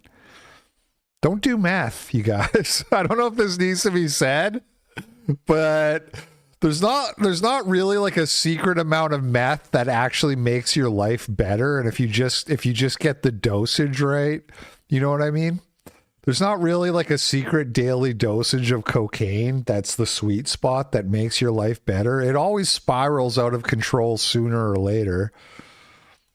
Percent of it is levoamphetamine, which gives you that active, stimulated feeling. Now, thank God you have a favorable ratio of 75-25 dex versus levo, because levo is completely garbage. That's where meth really outshines Adderall. Methamphetamine's lack of the levo isomer really makes it ideal for doing task-oriented things that don't require any physical exertion. In terms of pure mental focus for sustained periods of time, meth is really going to outshine Adderall in every regard. Now, the issue is dopamine is extremely neurotoxic, right? So you have to understand that meth has a high risk profile if used incorrectly. If you're exceeding the therapeutic dosage of meth on a consistent basis, that dopamine toxicity is going to be severely detrimental to your cognition over time. Now, meth is going to be much more addictive due to its long-acting nature. So for most people and most normies, they are going to wind up abusing this stuff because of how easily accessible it is and how cost effective it is to use methamphetamine over something like Adderall and other stimulants. So I really have to tread lightly on what I'm talking about here, but this is just theoretical. And if we're talking about normal dosing protocols that don't exceed the neuro... Dude, it's so funny to hear people talking about like having a meth protocol. Oh man, they're really taking drug usage to the next level.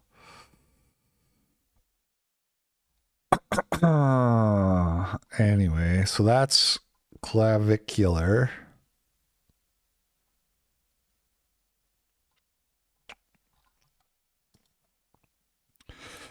Joel Davis. Interview with Channel 9 News after the Abolish the Jewish Lobby protest on the weekend. First up, Joel, there's a lot of talk about the Saturday's rally. What do you make of it? Well, I just find it ridiculous that the response to us protesting against the Jewish lobby's advocacy of hate speech laws and other laws against political protest is to push for even more laws against freedom of speech and even more laws against political protest. This is supposed to be a liberal democracy, I thought. We're trying to, go by the rules of liberal democracy, register our political party, engage in peaceful protest. We even notified the police, we did everything by the book. And that's what you have in a free society. You have difference of opinion. So why can't we express our opinion just like everybody else? Are you willing to apologise for your tweet regarding Allegra Spender? You said people should rhetorically rape her. I think the Allegra Spender and her colleagues should apologise for their policies to do with mass immigration, bringing in hordes of African. I thought he doesn't have a Twitter account.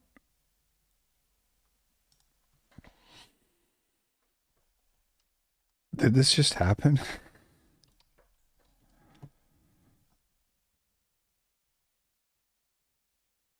Two hours ago on The Guardian. Communication error led to neo-Nazi protest. What did they accidentally give the Nazis permission? What? A neo-Nazi demonstration outside the New South Wales Parliament caused outrage on Telegram. over the weekend. Got it. Roughly 60 members of the National Socialist Network gathered, brandishing a banner that read, "Abolish the Jewish Lobby." The New South Wales police did not oppose the demonstration. Police did seek legal advice Amod about... Cope Shalamari is not stroking his chut. Send $3, bro. You don't get enough recognition for stone choir pilling all these chuts. Not sure if you covered it, but they recorded their last podcast. Cheers. Thank you for the $3. I think I mentioned it really briefly in passing at the start of the show yesterday. I don't really have anything to say. I'm kind of disappointed because it's like my favorite podcast. It's kind of my only podcast, honestly. I like to fall asleep listening to podcasts, but there's like no good ones. So I would listen to Stone Choir all the time, and then once in a while I'll admit it, I listen to BAP's podcast, Caribbean Rhythms, and fall asleep listening to that. But it's like you run out so fast. So now I've been listening to History 102, which is like Rudyard Lynch or what's his name? What if alt hist? And I'm worried it might be lowering my testosterone listening to that guy while I'll sleep.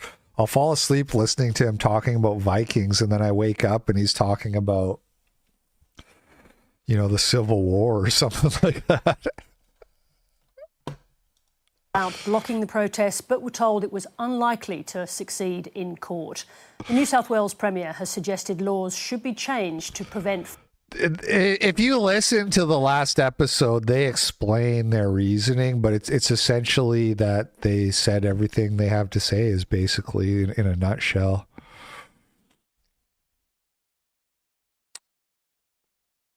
Further similar protests. New South Wales Police Commissioner Mal Lanyon joins me now. Police Commissioner, welcome. Good evening, Sarah. How does an application from neo-Nazis to protest in that place not reach you for a decision? Yes, certainly. It's probably worth speaking through the process. Under the Summary Offences Act, which is what we deal with in this space there, people looking to conduct a protest or a public assembly lodge a Form 1. That Form 1 sets out what the protest is about, the number of people, where it's going to be. We then assess that with what we know to be the legislation, but also what we know of the group that are doing it. But that wasn't you doing the assessing. Why was that? Because we've delegated that to commanders. It's probably worth pointing out that we have over 1,000 protests so far this year that we've managed. Last year we had 1,500, so it's a significant number.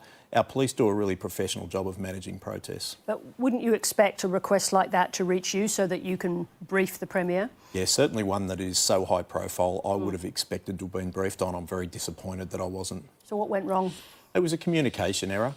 We've certainly addressed that. I've also taken steps to improve governance and coordination within the Office of the Commissioner. We need to make sure these things don't happen. We are a very large organisation, obviously with a volume of information coming through, and I want to make sure that I'm certainly over those matters of significance. But had it reached you, notwithstanding, as I said, a neo-Nazi organisation putting forward an application for a protest with that banner, Abolish the Jewish Lobby, if you had seen it, would you have been able to stop it? I can say that I'm supportive of the decision that was made in this instance. As I said, what was on the Form 1, talking about abolishing the Jewish lobby, but also the hate speech legislation that was there. The legislation as it stands at the moment, generally the grounds that we would oppose it is on public safety or a significant disruption to the public. And then obviously the behaviour of that group, when we have dealt with them previously, there was nothing there to indicate there was a risk to public safety. But the Premier said... So he would have allowed it, long story short. And Arab immigrants that have massively jacked up the actual rape rate in this country. I'm concerned about actual rape rather than silly jokes on the internet. Is that what you describe it as, a silly joke? Yeah, absolutely. Yeah. What about there were also threats made to Kelly Sloan, that she's interpreting as threats of violence? Do you justify that? No, I made those threats of violence to anyone, and no one from our organisation did so either. We're a peaceful political organisation. We engage in spirited debate, and if you're in public office, if you're a politician, you need to be able to give it out as much as you can take it. I get death threats and all kinds of threats all the time. What I do, it comes to the territory, so stop crying. So you're unapologetically a racist? You don't mind being called that, do you? No, I am an advocate of the white Australia policy, just like the first 16 Prime Ministers of this country. I believe in a white Australia. I believe that Australia should stay Australia. Yeah, and unapologetically neo-Nazi. I'm a national socialist. And yes, you're probably going to call me an anti-Semite as well. You are. I don't believe that Jews should be able to organise as an ethnic group and have a say as an ethnic group over our political process and throw their weight around. Our politicians, our government officials seem to care more about what offends Jews than what offends Australians. I think the Australian government should have one loyalty to the Australian people. Chris Minns is today saying that he wants to bring a new law that's going to ban Nazi speech, Nazi slogans, so a further crackdown on groups. We have a constitution in this country, and we have an implied right to political communication from that constitution. The article determining that we have representative democracy. The implication is that Mr. Chase sent $20. The Nazis get put on full blast, but yet a few weeks ago when the police called out Antifa's violence, it was mostly ignored by the media. This is in Australia?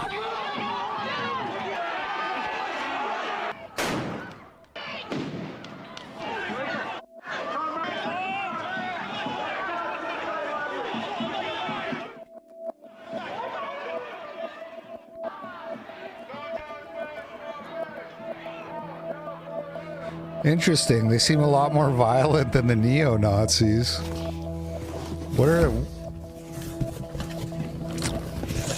What is Antifa rioting about in Australia? What's their problem? This is what was thrown at police today, and I think Melbourne has had a gutful. Bricks? What are they even mad about? Really, enough's enough. The disruption to Melbourne, to the general public who want to come into our fine city, the disruption to businesses, we really need to find an answer of what He's we do. seething. These are people who come. What? March for Australia, they were against. Got it. So neo-Nazis show up, just chill, peaceful, having a good time, just a chill guy. I'm just a chill guy here to hold my sign, and Antifa spurgs out and starts throwing bricks at the police. Got it. Freedom to politically communicate, no matter how offensive your speech might be deemed by another member of society. The High Court has always upheld it when it's been challenged. Recently, there were laws struck down that Chris Minns' government passed under the behest of pressure from the Jewish lobby earlier this year against political protest in religious buildings. That was struck down by the New South Wales Supreme Court. So Chris Minns has a track record of trying to make unconstitutional laws and to rip apart the fabric of liberal democracy. He has no respect for the Constitution, no respect for the institutions that have governed this country since Federation. So we will fight if he wants to pass ridiculous, unconstitutional laws. Based, Tristan. Sounds like one of our guys. Sounds like a Groiper infiltration underway in Australia. You love to see it. Against freedom of speech. We will fight them in the courts and we will win. Joel, just lastly, returning to that Allegra spender comment, don't you understand, though, that the sense of intimidation using the word rape would impart in a message that you you actually sent out? I have no interest in raping anybody, particularly not a legless bender. But Don't you realise that's it's rhetorical. It's rhetorical. I said rhetorical. People should engage in spirited rhetoric. In a democracy, we should debate ideas hotly. These are very important. This is about the freedom of speech and the future of our nation. These are very important. Uses the word rape. Okay, well, you can bicker over the use of a word, but like I said, I'm more concerned about actual rape. This government has gone way independent. All the parties, basically, all the major parties are responsible for this and complicit in this, are way too soft on actual rape. Every day you hear about another story of a migrant engaging in rape against an Australian citizen, and they get a slap on the wrist. They get out 5 years jail. They should never get out of jail. If you rape someone, you should stay in jail forever. John, thank you. Thank you. It's pretty sharp. Old Joel Davis did pretty well there. I wonder what his meth protocol is. I'll have to hit him up on Telegram, ask what his meth protocol is. All right, we're basically done here. Martin Sellner, interview with a Nazi hunter. Vice completely uncritically interviewed a left-wing terrorist in Germany. They distorted his voice and did not report him to the police, although he confessed a terroristic attack on camera. These people in Germany are funded by the state. They have infiltrated the media, universities, and parts of the legal system. Niemand muss 2 Meter groß, krasse Muskeln haben, um Nazis anzugreifen. Dazu gibt es Waffen. Ich habe es noch nie erlebt, dass die Nazis stehen geblieben sind. Die rennen immer.